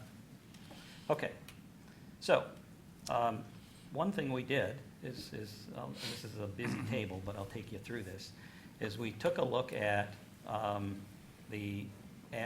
think this is based on 2016 and 2016 usage by the city of Ann Arbor, the municipal Oh. bill collective of the city of Ann Arbor. This is a municipal bill. Right, right. And so, yeah, so if, take the top line, 5.985. That's our projection, based on 2016 as to what Ann Arbor will pay for, the bill from DTE for electricity for 2017. And then this is also based on the same 3%, so it goes in 5-year increments, and you can see what that would change to over time. So over a 25, so if you look at that top line, one number to pay attention to would be the 25-year total. $218 million for electricity for 25 years, based on 2016 usage. Now, if you were to sign up at My Green Power at 50%, which again is a combination of My Green Power and the 10% of your, we'll call it brown energy that you're still getting, the other 50%, you can see what your premiums would be in total, year by year. Whoops. Oops. Sorry. And you can see every 5 years, the premium goes down, and that's because the credit is rising at 3% a year, and the subscription rate staying the same. And at the end of 25 years, your total in this scenario, would be $224 million for electricity. And then you can go down to the bottom. I highlighted the 100% row. City of Ann Arbor could do 100%. You can see the premiums for there. And at the end of that period of time, $232 million, right? So the takeaway from this is, for a customer that wants to get in and not leave, stick it out for the whole time, based on a 3% annual increase, you could go to 100% renewable energy in the city of Ann Arbor for a net $14 million total over the entire 25 years. So that's what we think is an advantage to this program, is because the customers still have the right, and we support that right, for them to build their own systems.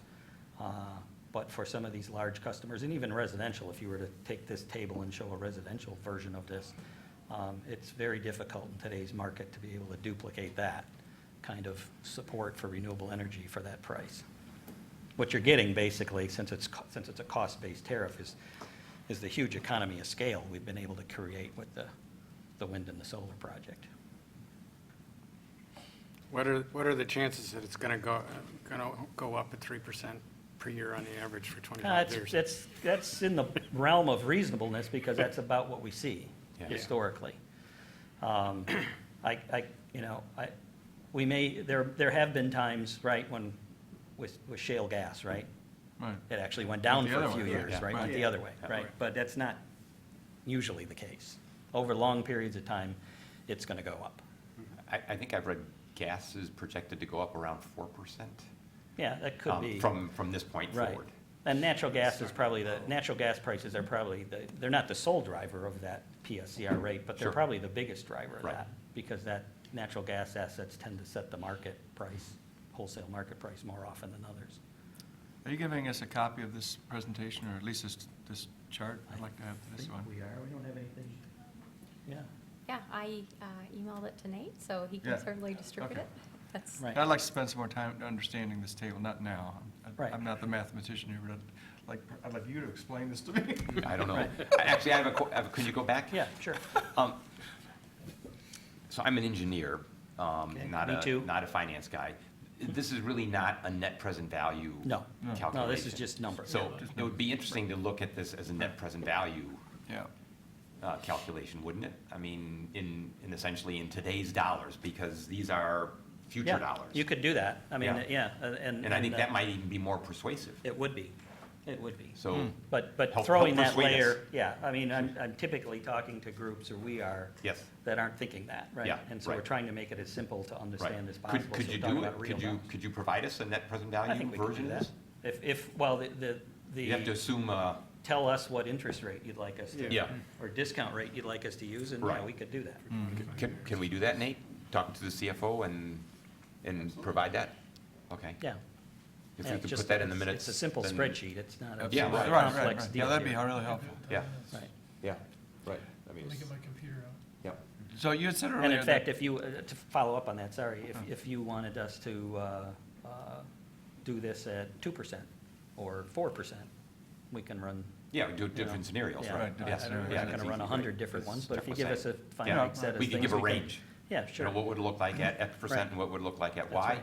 And I think actually it would be more attractive and Mhm. might Well, it will actually- be. If you NPV it at Yeah. any discount rate, it's, Right. the difference between these rows is going to shrink. Yes, indeed. Yeah. So, Yep. for the sake of argument, let's say the city says, this is a great deal, we want to go 100%, we're going to do this. And then we embark on a fairly aggressive energy efficiency program and cut our load by 25%. Mhm. That seems to undermine the benefit of the solar, because the credit comes from the usage of fossil fuels. Or am I Well, let's thinking take- about yeah, this So let wrong? me try to answer that. Is that, you understand what I'm saying? I I'm think not so. sure I'm not sure I understand what I'm saying either, but if That's we the- buy 7 cents a kilowatt hour for all of our energy, Yeah. and then we reduce our energy, we're reducing the solar, basically, as well as the fossil fuel, and we're credited on the fossil fuel, but are we losing our incentive for energy efficiency, No, I guess? no, you're not, Why not? because you're still getting the credit. But we're reducing our usage of solar as well, our overall usage. Yeah, well, keep in mind, right, in addition to the 7% right. premium and the 4-cent Right, credit, right. you're still paying your normal bill, which will go down because of energy efficiency. As opposed to just taking the pie and shrinking it by 20%. Yeah, but yeah, so you're talking about percentages of a smaller number Right, now, right, but right, there's right. still something Right, there. Right. Right. What, is there an opt-out clause if we went into this and we decide at some point later, you know, we Yeah. don't like this? Yeah, it's a free opt-out clause, as long as you don't leave in the first year. You leave in the first year, we charge you $50. If you leave after that, it's free. Can I follow up on that before you get into this? Yeah. I can do this as a resident. Yep. I understand. I move, I die, I whatever. So if I move, I die, I guess that's a different thing. I don't have to worry about that. Try and address But, those Let's say separately. I move to, someplace else. How does that?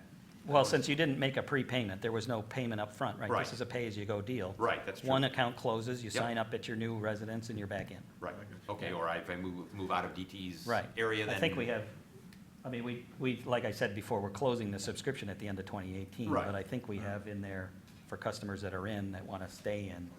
I'm not sure. Yeah, it does go with them. But what happens if they go to a lot bigger house or something, right?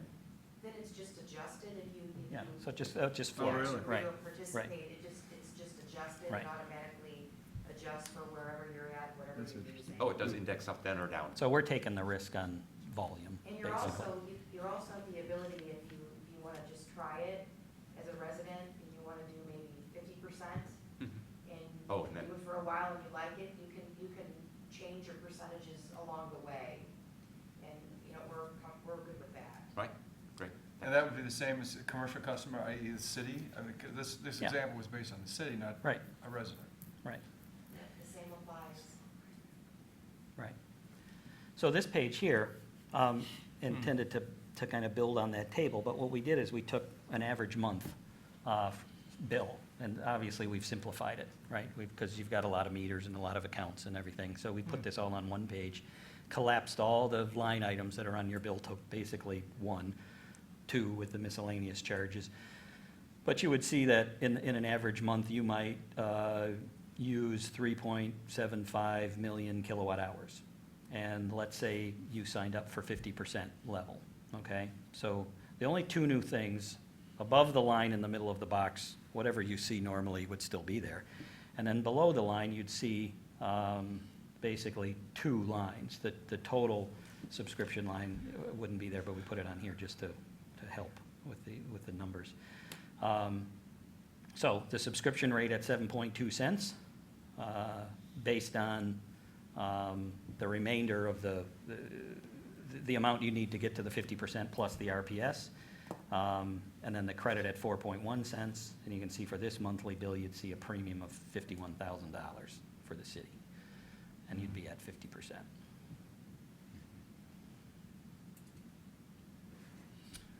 So we're paying an additional $50,000, and we're gambling that the subscription credit will go up according to your projections. Yeah, I think you're And doing at two. some point, you're we'll right. pay ourselves back that extra $50,000. Right. Well, yeah, so there's a number of drivers for different customers. Some do think of it simply as a financial hedge, right? And some, most actually think about it as not, it'd be nice if I get my money back, but I've already decided that I want to go 100% renewable or 100, in that way. Right. And I'm evaluating the economic options to do that, and I find this to be the cheapest way to do it. Or I'm just doing this for a social reason. I mean, there's a whole bunch of drivers, right? And the financial reason is one of them. Or I maximize my energy efficiency, put solar on every building that I can, figuring out some way to do that in the cheapest way possible, i.e. community solar. And for the remainder, which I can't do, buildings, I do this. Some sort of an optimal Yeah, that's mix. certainly an option. It's a more expensive option, but it's an option. Because, more expensive because? Yeah, why? Because I'm not sure that on small rooftop systems in a yes. city, Okay. you can build it for 9 cents a kilowatt hour. Okay. I get you, right, Yep. right. In fact, in today's market, I'm pretty sure you can't. Especially the tax code. Interesting. Is this the last slide? Well, just an FYI, that we will be we haven't marketed this program very much yet, as it just went live. We are starting to do some outreach, and so for this body, just an awareness that we will be knocking on doors later this month. We will be sending postcards out in advance, so people know that there'll be people in their neighborhood doing that. And we've got a number of other events in Ann Arbor that we're signed up to participate in and market this to the folks of Ann Arbor, so. And I think that's it, other than the one slide we talked about already, so. Quick question, the Yeah. earlier slide, so it effectively went to about a 10% premium in effect in that example? Yeah, this one here, the 50%. Actually, the more recent slide, further down. This one, Yeah, yes. right, Right. And that shrinks over time. That's And that right, shrinks over time, right. but So you in think today- about in it this way, today's right? terms- I want to sign up, let's say I want to sign up for 50%, okay? Yes. Right? Now, once you sign up, I'm going to still provide you based on the Michigan statute, I'm required to provide you 10% of the 50% you haven't subscribed. 10% of that is going to now come from the RPS. Yeah. And just like it was, it's 10% of a smaller number. But since you signed up for 50%, I'm going to provide you whatever the remainder is to get you to that 50% level on your total bill. Right.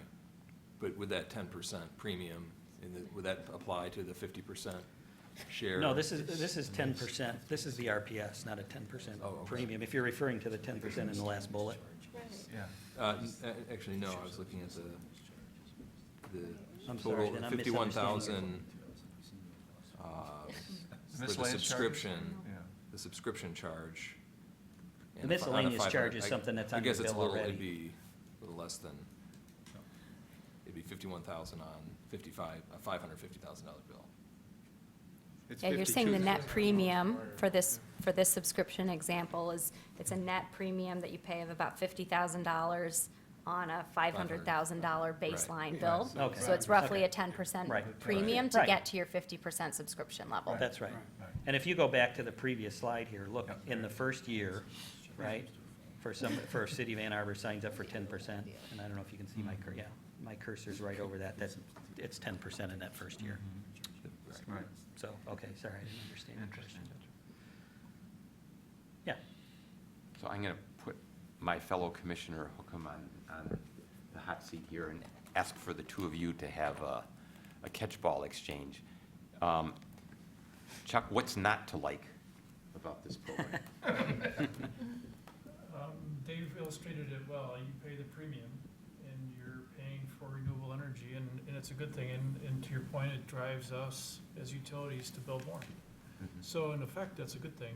The problem is the social piece. So the more you want to subscribe, the more you're eating into that. So then it gets into, you know, what impact is that in the grand scheme of things? Is that gonna help reduce the temperature in terms of global, you know, if you think global warming's happening, which I'll characterize that way, is it gonna make a difference? So then you get into that social piece, and are other people gonna follow you? So does it become a global thing, or is it a city of Ann Arbor thing? So those are the things you start thinking about on a bigger picture.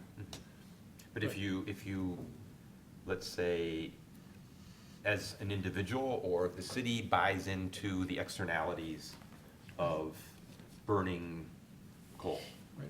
and whatever it might be, whatever the figure might be, I've read somewhere, I don't know, like 13, 14 cents, or could even be higher, I guess, in some cases, then you could say, well, by doing this, we know we don't have to pay this, but we're at least not causing those externalities, correct? Is a city correct? Yes. Well, we'd be buying fossil fuels over the next 25 years to meet this load. Either way, Correct. right? So we'd be generating emissions from this versus this, we'd be buying renewable energy. Right. And at some point, these curves would, when we get the net present value, we'll know where's the break-even point. So there is I assume in the next 25 years, there's a break-even point that makes financial sense and sense from a climate change point of view. We're paying a premium, but. Well, the break-even point we fuels- see on those curves, right? Yes, but Depending we haven't on- seen the on net present assumption. value yet, so we have to redo that anyway, And but at yes. present value, you're gonna move that crossover Move point it, Yeah. yes. over this way. Right, we're gonna move it over that way. Still a ways out. Still a ways out, right. But, It is. It's like, it's probably more than 10 years. yeah, but, Right. So to go back to your question, it's Yes. really a matter of principle. Do you want to spend the extra money to make a difference? Right. It's what it's all boils down to that. yep. Any comments from you? No, I agree with that. Okay. Yeah, and I would just add to that, that if you think about a city with a limited budget, however much our city council believes that our constituents would be willing to pay for us to mitigate some of the impacts of climate change. Yeah.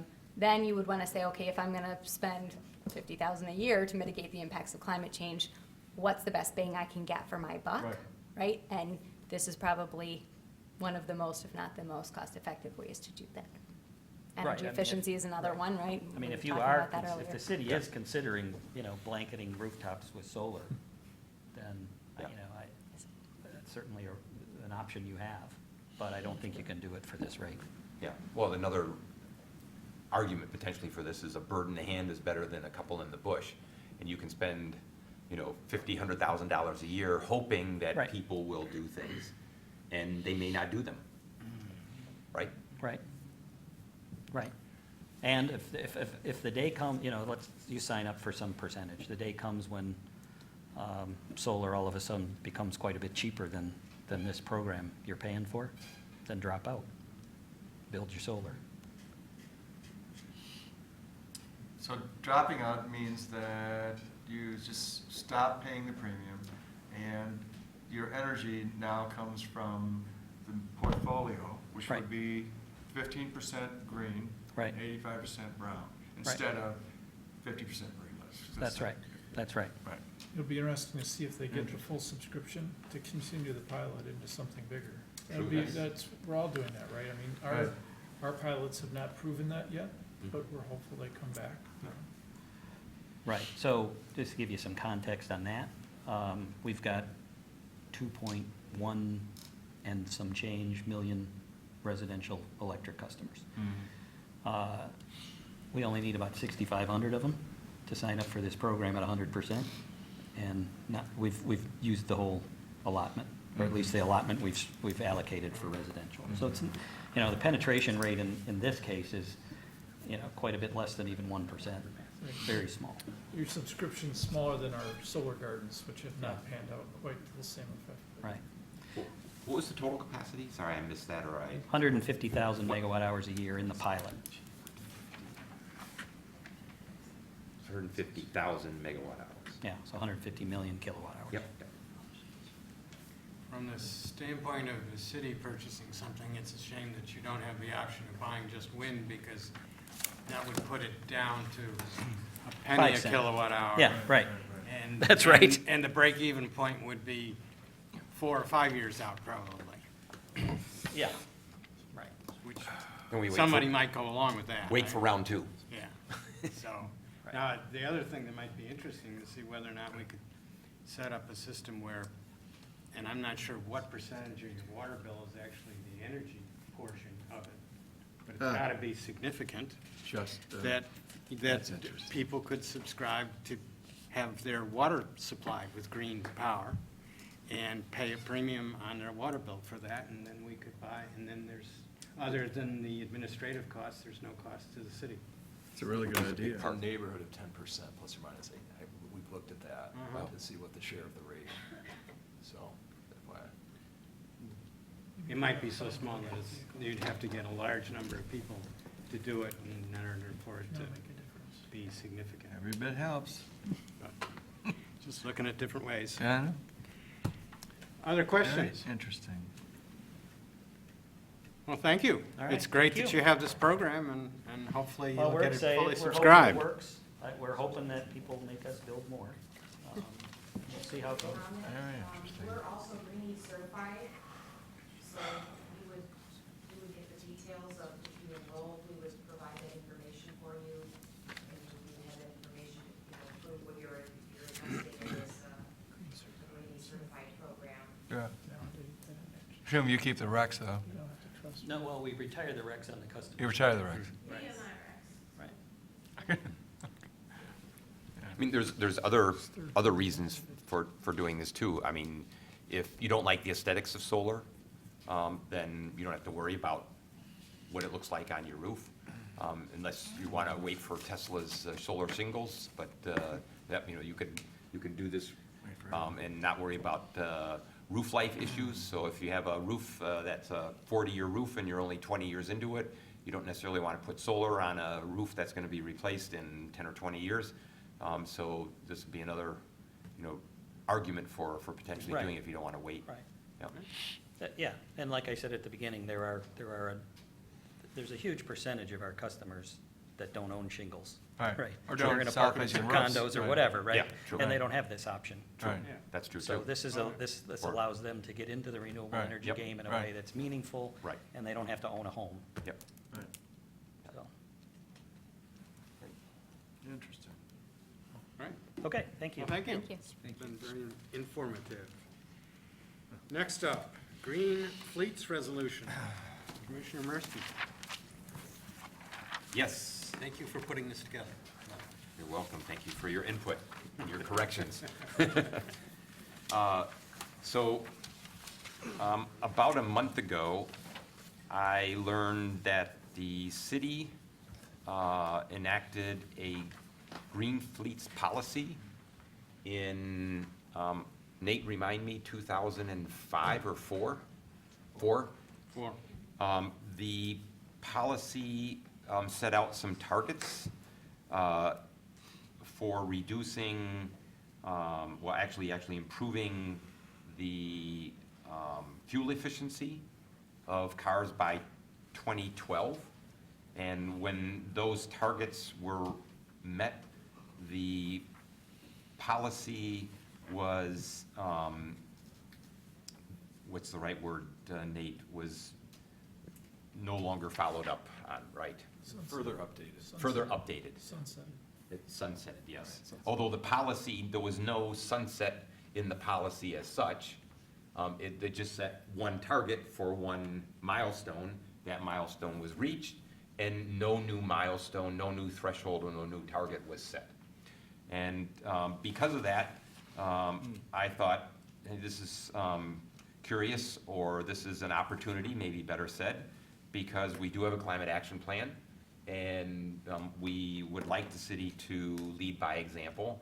And so one simple way of doing that is simply to revive and update this policy. And that led to this resolution that I'd like to consider tonight. So, Mr. Chair, Yes. what's the next step? Do we want If you would read it, that would be should I wonderful. read the whole thing into the record? Yes. Has Is that everyone necessary? read it? Time is short. Is there any reason to read? We could, to save time, not go through it and just, I move to adopt this resolution as written. do I have a second? I'll second that. Discussion.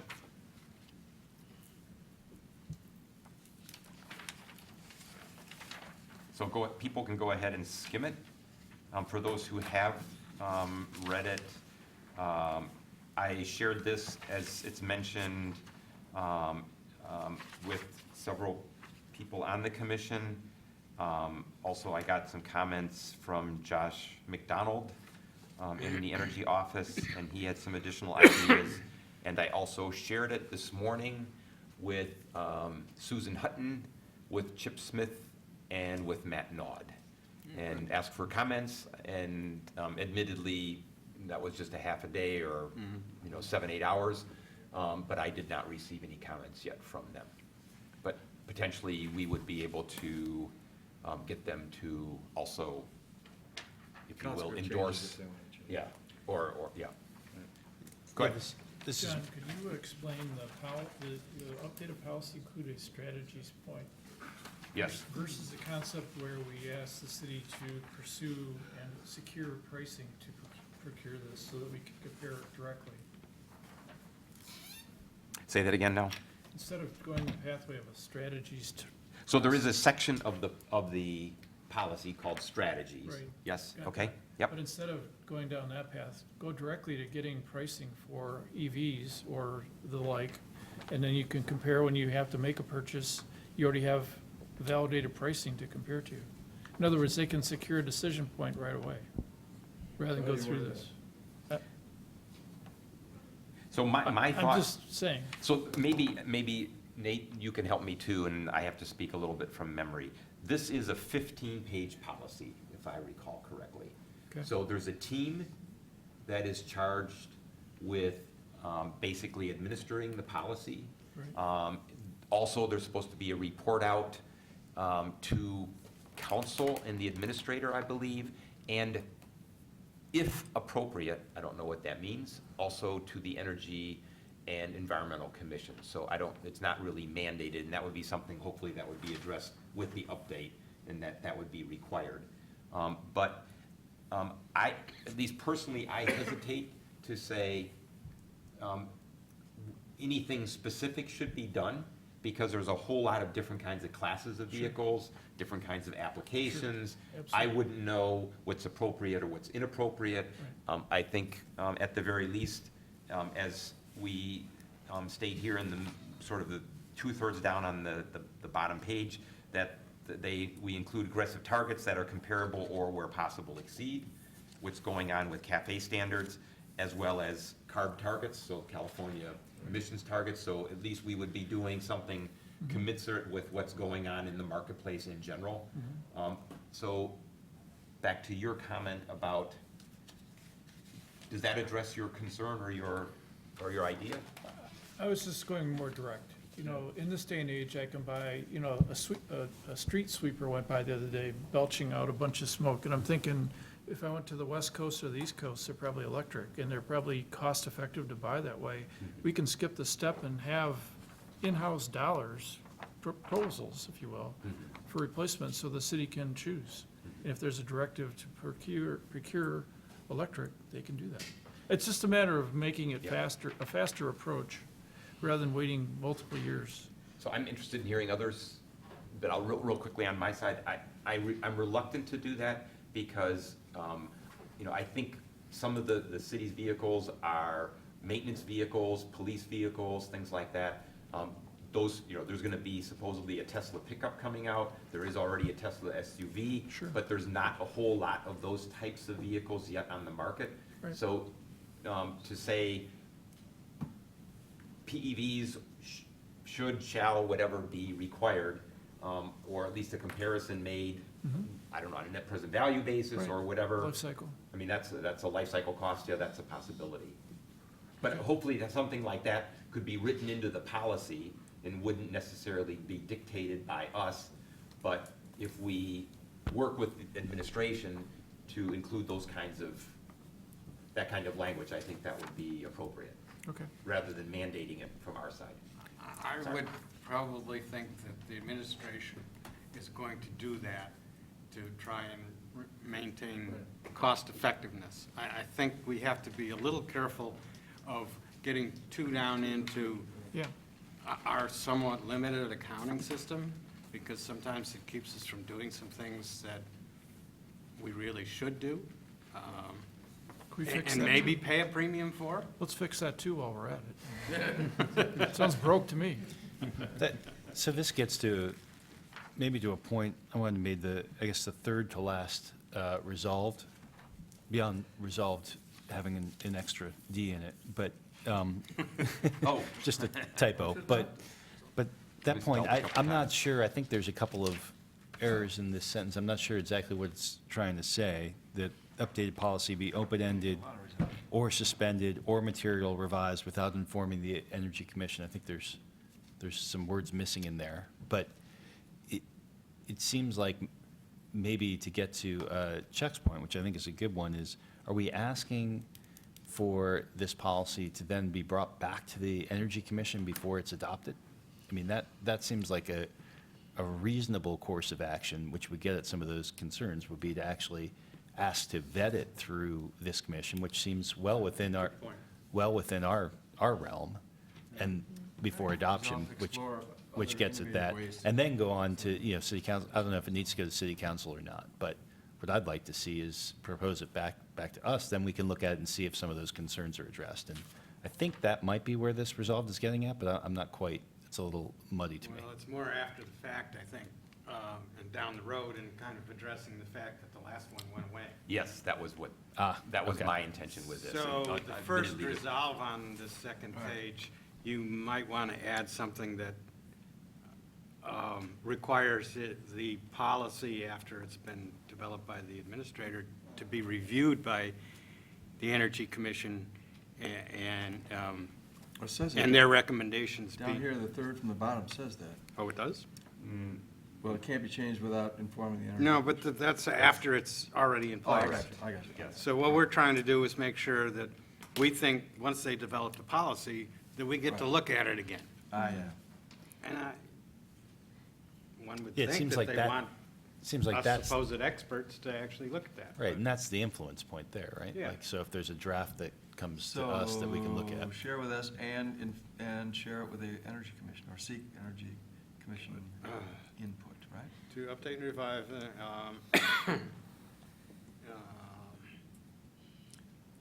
After policy, in collaboration with the Energy Commission, how's that? Insert that after policy. Right, in collaboration with the Energy Commission. Yeah?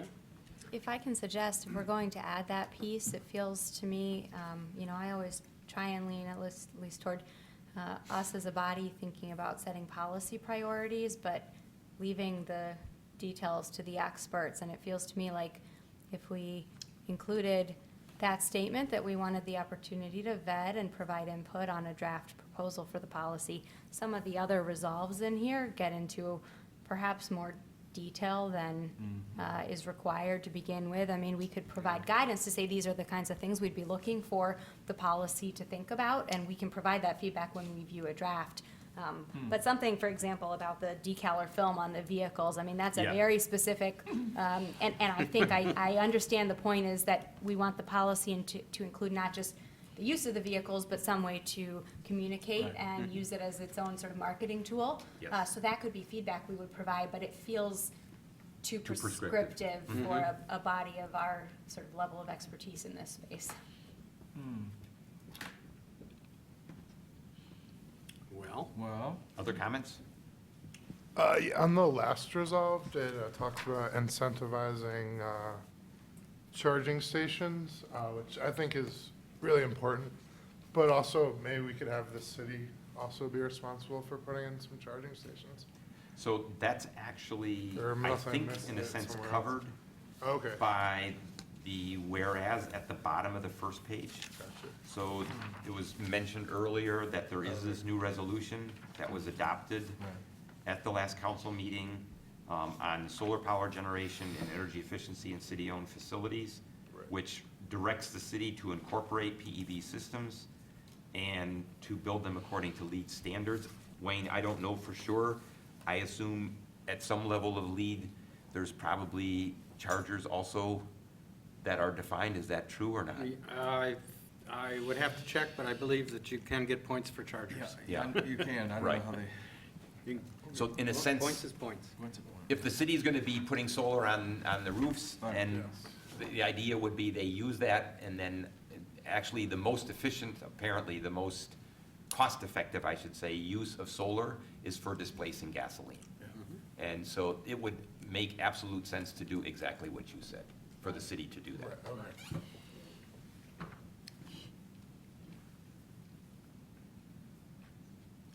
So I wonder, So we don't have to finish this tonight. There's nothing pressing that this has to be done at this meeting.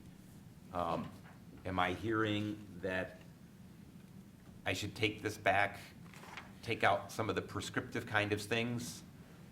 well, what about, Shoshana, if we said, put a for example here, the kinds of the things the Energy Commission would be concerned about, or the following are examples of the kinds of things that the Energy, so I would hate to lose these kinds of things, but I think you're right, if we put them as resolved, they're really prescriptive.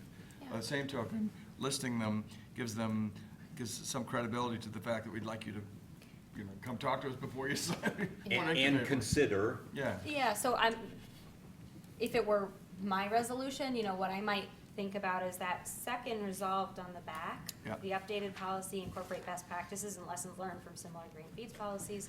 Right. Might expand that slightly to say, including looking at opportunities for, non-motorized transportation, which Yeah. gets that second, the one Okay. right below it. Right. Including looking at marketing and communication strategies around it. And you could just have a few commas, because that one, it just sort of says that it include it, consider it, right, without Right. prescribing it. Right. And then I think you can lose much of what is below that. Right. There have been cases in the past, and I'm thinking of the one that was passed last month at the Environmental Commission, where they actually passed a resolution, and then they had a memo that was attached to it that had additional details to it. And so that would be one avenue that we could go down. I like that. Can we pass this with these kinds of things in them? Let's say this is what we're gonna do with it, rather than wait till next meeting? No, the No. problem is the next meeting is a working session, so it actually would be July, yeah.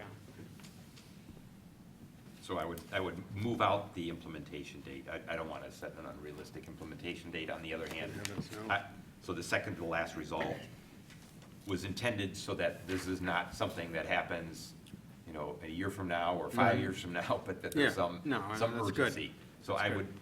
I would move that out 1 or 2 Put months. into effect in 2017, Or by year end. by year end, wow. Can we adopt this at our working session?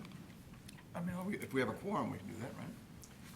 It hasn't been the practice of the group to do that. I don't know that there's anything. If we say we're gonna bring this to that work group for deliberation, we can. I mean, it just takes up some time in working session, Yeah, it but takes up 10 it's- minutes. They're televised now, right? No, working sessions are. Oh, they're, okay, that's right. Yeah, we have them in the little room over there that's so terrible.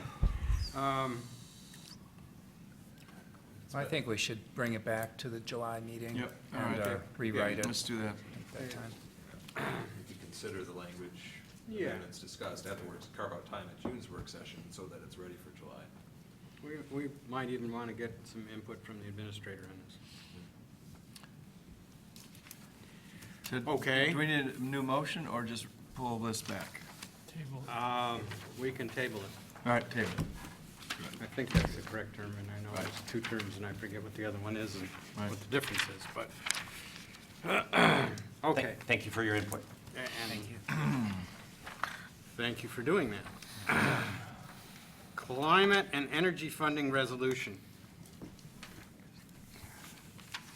We have a resolution that was passed at the Environmental Commission, and this has to do with the amount of funding that is currently in the budget. which is making the $165,000 permanent, as in recurring as opposed to non-recurring expenses, and looks at what we think would be the best usage for that. And I'm trying to remember, this hasn't gone to, council didn't act on this. They acted on the other one that's here. Yeah, okay, I'm just trying to make sure that I know what I'm doing here, to some degree at least. So what we would be doing, and like I say, this has been passed up the chain of command by the Environmental Commission, and we could be adding our desire to it or our agreement to it, as a way of perhaps adding some force to it. So, Question. yes. The 165,000 now, as far as my understanding, includes money for subcontracting to Yes. CEC for the solar program. Yes. And we're saying here that that's no longer going to be the case. No, No what? that is Not not true. correct? Or- That is not true. This, Well, the what majority is, of the what time. wasn't handed out, and I'm not sure whether you have it, there was a memo that went along with this Okay. that actually had more delineation to it. And it included the $30,000 for continuing the solar program through CEC. Correct. So do we want to word this, that the majority of the requirement will be used for 2 FTEs? Seems to me that we got to reword this then to somehow. I think the result on the bottom of the page, Wayne, is that what captures the, it doesn't. Well, it says Yeah, here- right. It doesn't, and that's what the memo was. It actually had more dollar figures on it. Well, maybe we should roll it in there then, roll these two together. The funds exclusively for FTEs, solar programs, and other energy office programs, or something like that. I'm not sure that it's necessary, and to some degree, it'd be nice to actually pass it as is, just so that it's coherent with the Identical. Environmental Commission. This literally subbed in energy for environmental. Yeah. Just FYI. Can I understand a little bit more how the Environmental Commission decided that these were the best use of those funds? Was there a sort of bang for the buck analysis on this, or some other reasoning? There was a small group of some members of the Environmental Commission and some members of the Energy Commission met with Matt on 2 occasions and came up with this. My recollection is that Susan Hutton sent out an email to all environmental commissioners and all energy commissioners stating there were going to be 3 committees, one working on metrics, one working on budget allocation, and another working on solid waste-related activities. And I know that there were members of the Energy Commission that signed up for at least the first 2 groups. So I know Commissioner Palig and I also signed up for the Metrics Committee, and that hopefully will start to meet here soon. We wanted to get through the budget things first. And then in this group that worked on this, to your question specifically, Wayne and I and Mark were in the group that came up with these recommendations. And can you help me understand better what was the basis for the recommendations? What's the expectation of kind of the impact that the dollars would have being used for 2 FTEs and community solar versus other Well, spending and you maybe to consider? give a little bit more feedback, currently we have 2 part-time individuals, Emily and Josh, who work for 29 hours a week, 10 months of the year, and take 2 months off. And what this would be doing is making those full-time so that they're working 40 hours a week for 50 weeks a year. And we felt that the consistency of having somebody, having more staff time and consistent staff time and maybe keeping the same staff longer were all significant things that drove us in that direction.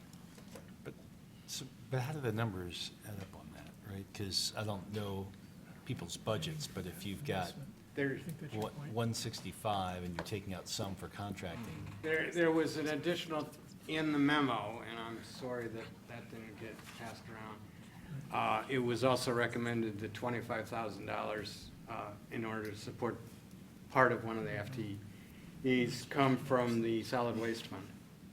So that was how. Yeah, So a that- half of the 2 FTEs would be focused on solid waste-related activities, MRF and those types of things. Gotcha, because that was going to be my next question. The way this, Yeah, the way this reads, It and is maybe because it doesn't have the memo with it, it says, you know, solid waste fund support half of one of these positions. Right, and so it's talking about, you know, there's support for 2 FTEs, Right. and outside of this 165, the solid waste fund would contribute to half of one? Yes. Okay.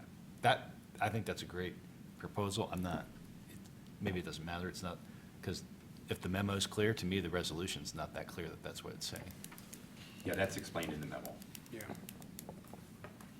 Maybe it's also worth saying that the Environmental Commission and the 2 council people that sit on the commission, Councilman Frenzel and Councilman Smith, were aware of, obviously, the resolution that we passed at our last meeting calling for a substantial increase in climate action funding. If you recall, not everybody was here, but I think everybody knows the gist of it. We asked for, my memory's not gonna be exact, I think $725,000 in fiscal year 18, and then going up to $1 million. And then those figures were tied to the Ann Arbor Climate Partnership proposal, also with representation from Energy and Environmental Commissions, to fund 5 programs, climate-related programs. And that was looked at by the chairperson of the Environmental Commission, Commissioner Hutton, as well as the council persons that I mentioned, and it was their view that that would go nowhere with city council, that there were no funds available. And basically, the only thing that we could really hope for sure is what's in this resolution. There's apparently still some discussions going on about maybe some one-time funding and maybe even some additional reoccurring funding. But right now, this is what Energy Commission with the 2 councilmen feel can be accomplished at this time. Wayne, do you Yeah. want to add to that, or? No, I think that covers it pretty well. Yeah, I guess, I don't know how others feel. I'm lukewarm at best on this one because it feels like we made a proposal for increased funding for climate work. Right. If we pass this, we're essentially saying, actually, this amount of funding in there is okay. Saying this is the Because best we're we can talking get. about how to allocate that. So it seems a little bit I think it locks in inconsistent. place the recurring funding, and it, you know, resets the bar, and next year we go So for more. the one Yeah. key is So the- if we feel like that's the best we're gonna get, then. Best we're gonna get, I Yep. think. Well, And- we did, if you remember, and you were absent, so maybe you don't remember, last month, we did pass the resolution asking for the $725,000. Right. Yeah. So we have gone on record that we feel that that's the amount of money that should be supplied.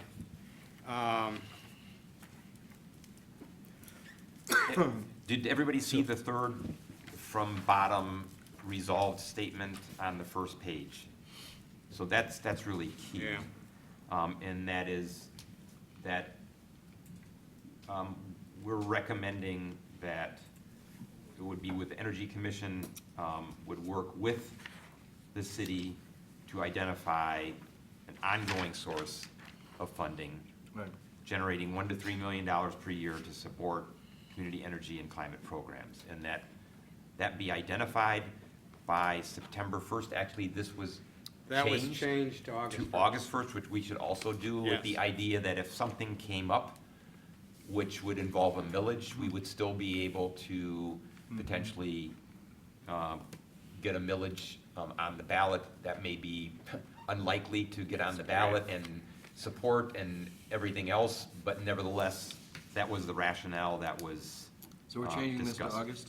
Yes. So that makes sense to change to August. Okay. But the key is whether it's this year or some other time, the idea is that we go through what are all the different kinds of fees, taxes, millages, whatever, so that we could have sustainable funding. Yeah. Addressing. And So I in guess the interest my of- question is whether this resolution sort of undermines what we passed last time. Right, I mean, that's, because we asked for a bunch more money, and then we're essentially saying, particularly the clause, you know, more resources will be directed to sustainability when such resources become available. So we're essentially saying, they're not available now, and this is the best we're gonna do. I mean, That's true, that's what we're saying. We know they're not available. Well, we're told that they're unavailable. They're basically saying that, I mean, this is my own personal view.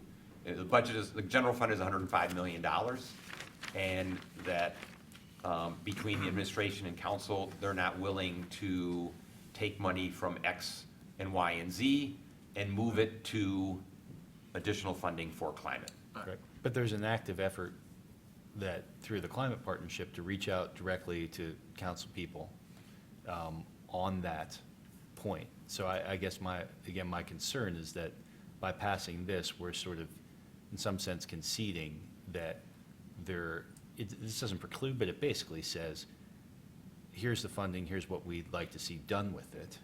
And it's basically the same funding as last year, but moved to a, Yeah. recurring expense. And that doesn't, Doesn't get us very much far. does not get us very far compared to the challenges of implementing the Well, climate plan. we So I have some could- hesitation of passing this as a statement of policy for us. We could add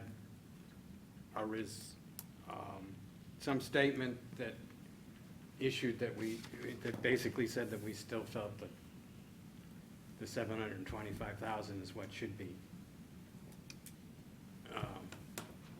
allotted. So, in some respects, this is dealing with what's in the budget, what they have allocated, and saying, here's how we think you should use that portion that you've allocated. We could have something in here that said, this doesn't mean that we think this is all you should be allocating. Mr. Preston, we don't typically weigh in on where budget gets allocated, No. correct? I mean, I don't recall in my, I think it's been about seven years now, us weighing in on that in particular. It's not often that we do, but the $725,000, we're also telling them how we think that should be allocated. It's true. It's easier to tell them when it doesn't exist yet. John, I think you said something important. You said that their capital fund is $105 million. The general fund. fund. And that past discussions with your colleagues have indicated that there's not likely to be any freeing up of money toward climate change or our climate action plan? Is that a fact? So I think I can state this. I received an email to the effect that that our resolution, the one that we passed, would not be taken to council, and it was therefore essentially a moot point. So the second part of my question then Please. becomes, if we expect to get more funding, the $700,000 plus level funding, what is it gonna take to get that freed up? I mean, there should be some tangible goal that's defined, and I'm not sure funding 2 more FTEs is gonna be the way to do that. There's gotta be some means to an end, if you will. Well, that's why there is in here, that one of the things that they need to work on is actually finding the 1 to 3 million. That second resolve talks about one of the goals is to find that recurring funds. Yeah, but 2 more younger FTEs probably isn't the solution to do that, in my book. I think needs to be a different plan of attack if we expect to see better funding later. Something more tangible. I have a question. What happens if we do nothing with this? This has already been passed by Environmental Commission. Commission. It's already been forwarded. Commissioner Schreiber has a good point. We're already on record.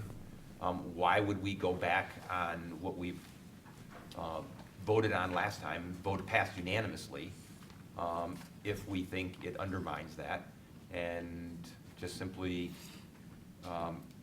pull this back and continue to advocate for residents to lobby their council people? Yeah, and I think if it gets down to what's in the final budget, we can then actually talk about how we think it should be allocated. We If could if table we- this until next month. Yeah. And Yeah. at that point, the budget will be whatever it is. Right. Exactly. And I we can don't look at see this why we again, weigh in and on a maybe that's- proposed budget when we've That's already the asked for more. correct way. Could I ask a clarifying Sure. question? The $165,000, where does, that is a recently agreed upon figure? Well, that's the number that was spent last year, and it was taken out of Well, some, this current fiscal year, actually, when we say Yeah, last year, yeah, okay. including this year. Yep. and that was taken out of other projects, so that they didn't do a study, or they didn't do something else, and they freed up that non-recurring funds in order for us to have what we had. And the council recently agreed to do this, to make it a recurring? Not yet. No. It's in the budget, the administrator has put it, Yeah, moved okay. it from non-recurring to recurring, In his budget proposal. in his budget proposal. Which has yet to be approved by council. And it But will be seems- on the 15th, Will be on the 15th. hopefully. And it seems the concern is that it could be applied to other purposes than climate change, or? No. Because you're asking that it fund full-time employees, plus some other, Yeah.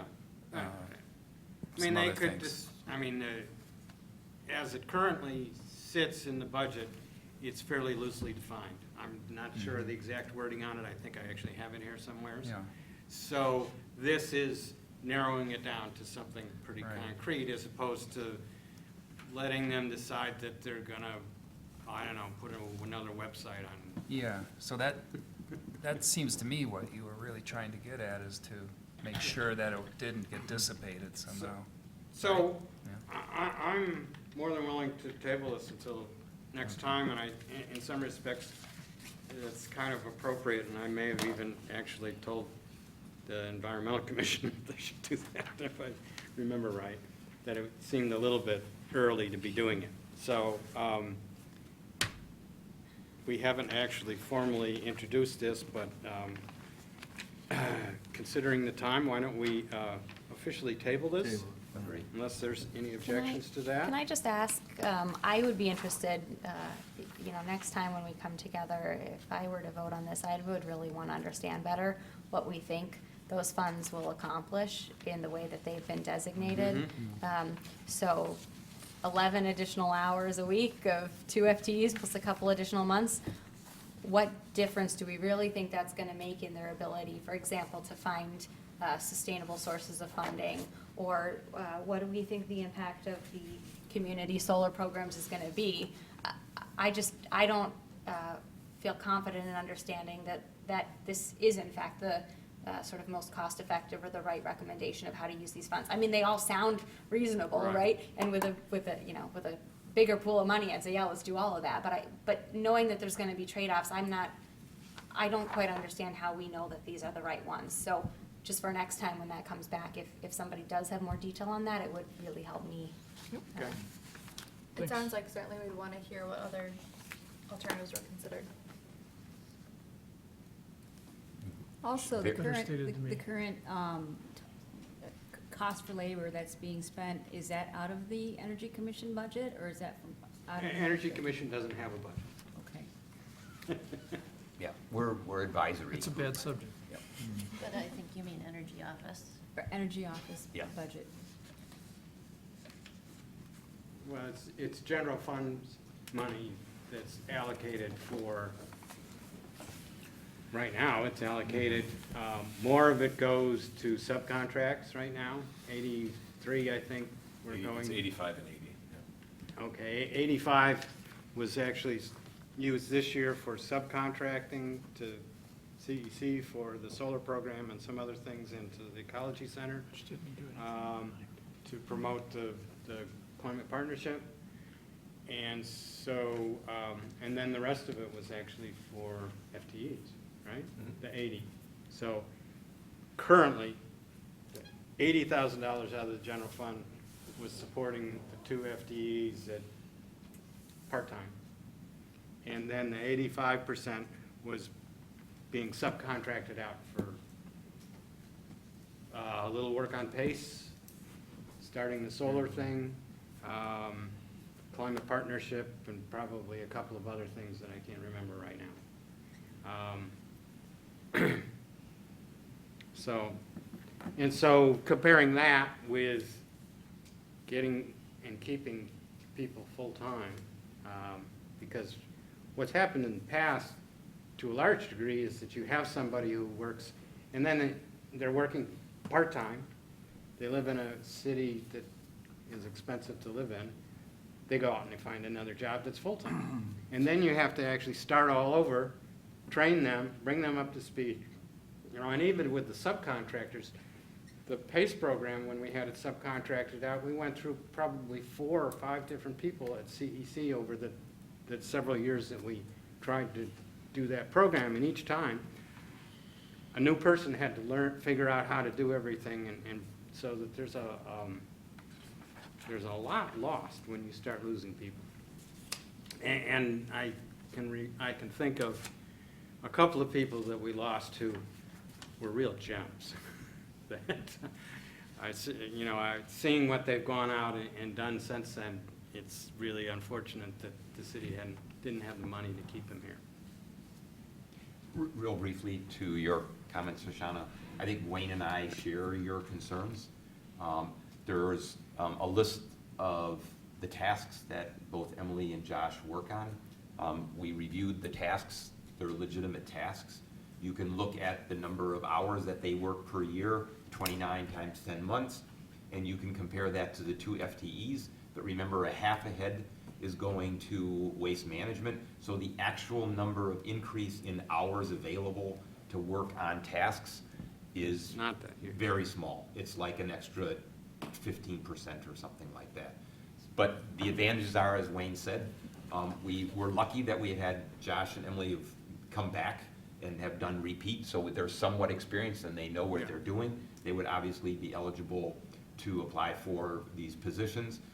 But we either, if we were to spend money on other things, where programs, incentives, funding some other NGO to do work, then we would take money away from the 2 part-time people that we have right now, and we would potentially be only able to have 1 person, for example. So we're sort of boxed in, frankly.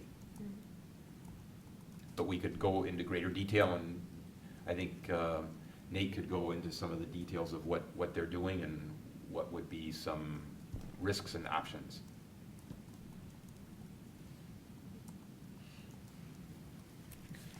I'm going to consider that tabled. Yes. And let's move on since it's 25 to 9. Volunteer programming. Very brief. So I sent the proposal that I presented here and also in the Environmental Commission. It was passed in the Environmental Commission to the administrator.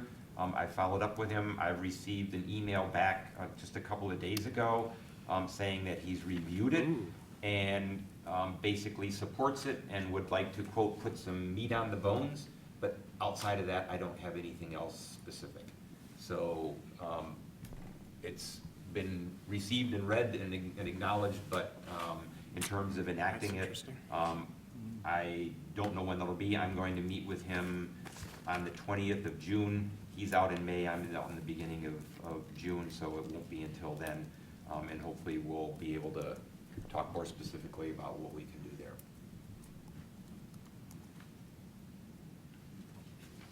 I'm not sure that that's really true. That what's really true? No, nothing. Oh, sorry. I'm sorry. I'm sure we were having a little sidebar here. I'm sorry. I shouldn't have done Should I speak to that real quickly? Sure, I know we've got time So- voted for the work session, but. Yeah, I've talked to Nate about this, as he reported earlier, the resolution is passed by council. So we have, clear, support from council to pursue community solar, with support of staff. We outlined a number of different, potential community solar options. And so what we agreed is, that because the agenda for this meeting was full, that we would, consider this in detail in our June meeting, including the idea of developing or appointing a committee or a subcommittee, maybe under the Renewables Committee, to work on community solar and recruit volunteers from the community to work on that. So it's somewhat paired with the point above. But we said we would talk about this in our next meeting in June. Anything to add to that, Nate? Or Mark, or? No, sounds good.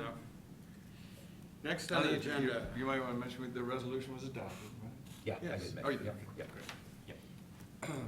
100% renewables. So, if you remember, I think 2 meetings ago, if not 3 meetings ago, brought up the Sierra Club has launched a new program. If you remember correctly, they did the Beyond Coal campaign. Well, this is a new campaign to try and get communities to do 100% renewable energies. So we That's a talked. nationwide program, It's a right? nationwide program, that's Sierra Club. Sierra Club in Michigan is working with communities and working with their chapters to see if they can, how they can get this done in Michigan. And we have a local chapter, the Huron Valley chapter, which I'm a member of that chapter and also active in that chapter. Anyway, I brought up the idea of having them come in and talk to us about the campaign. A couple of you wanted me to go back to them and see, if they would be willing to just talk about focusing on city-owned buildings, et cetera, as part of that. And they're quite open to that. And so we just need to invite them in, and they are open to receiving such an invitation. They would come present the campaign and probably encourage us to think about signing on. We have talked about what signing on means. Clearly, some of our buildings would be more appropriate than others, but with DTE's new program, certainly offers the opportunity for the city to have some options, like, that there are a couple buildings where the parking structures, et cetera, where it makes sense to put solar on each electric vehicle charging stations on them. That could be part of our 100% commitment, and we could fill in the rest of it with a program like DTE's or something else like that. So it's an interesting target, and I think it's probably worth at least hearing from these people, given the fact that they have a solar program in Michigan that's quite active, and they're interested in meeting with us and talking about this. So I would like to have Nate invite them to come make a presentation on the 100% renewable energy campaign. We want that at the work session or the July full meetings matter? I would prefer having it in July, just so that it's on camera and Yeah, I think the that's- public can see it. Yeah. Yep. Connect And I- with the right folks or? I'll give you the contact people. Nancy Schiffler's the executive director, yeah. Committee updates. We've covered things pretty well, I think. Is there anything else anyone wants to report from subcommittees? If not, we're back to the public input portion here, so there are 2 people in the audience. If they're tired of sitting and would like to get up and speak. 3. 3? Oh, I'm sorry. Podium's too big. Sorry, I didn't mean to miscount.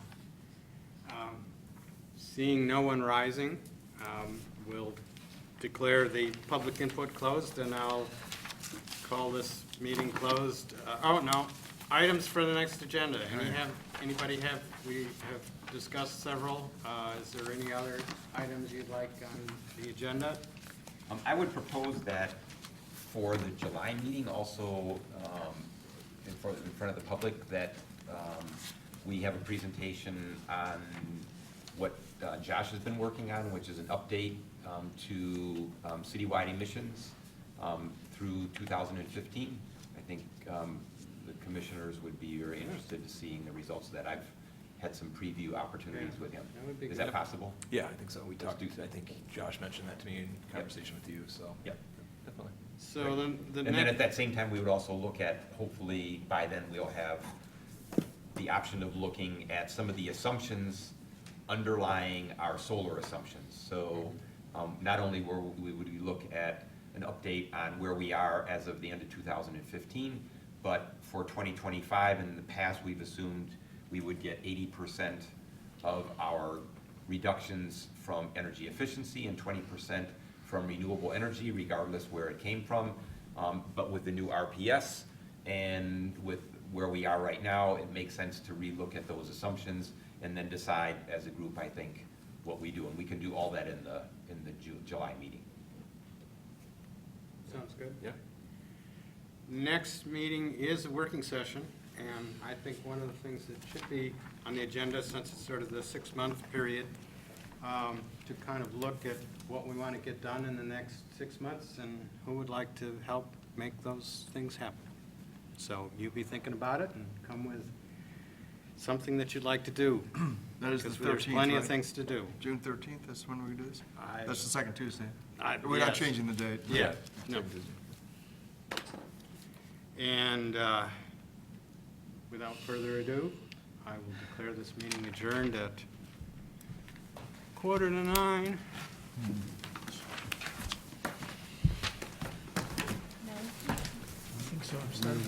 So, I shared the letter I sent with Jason.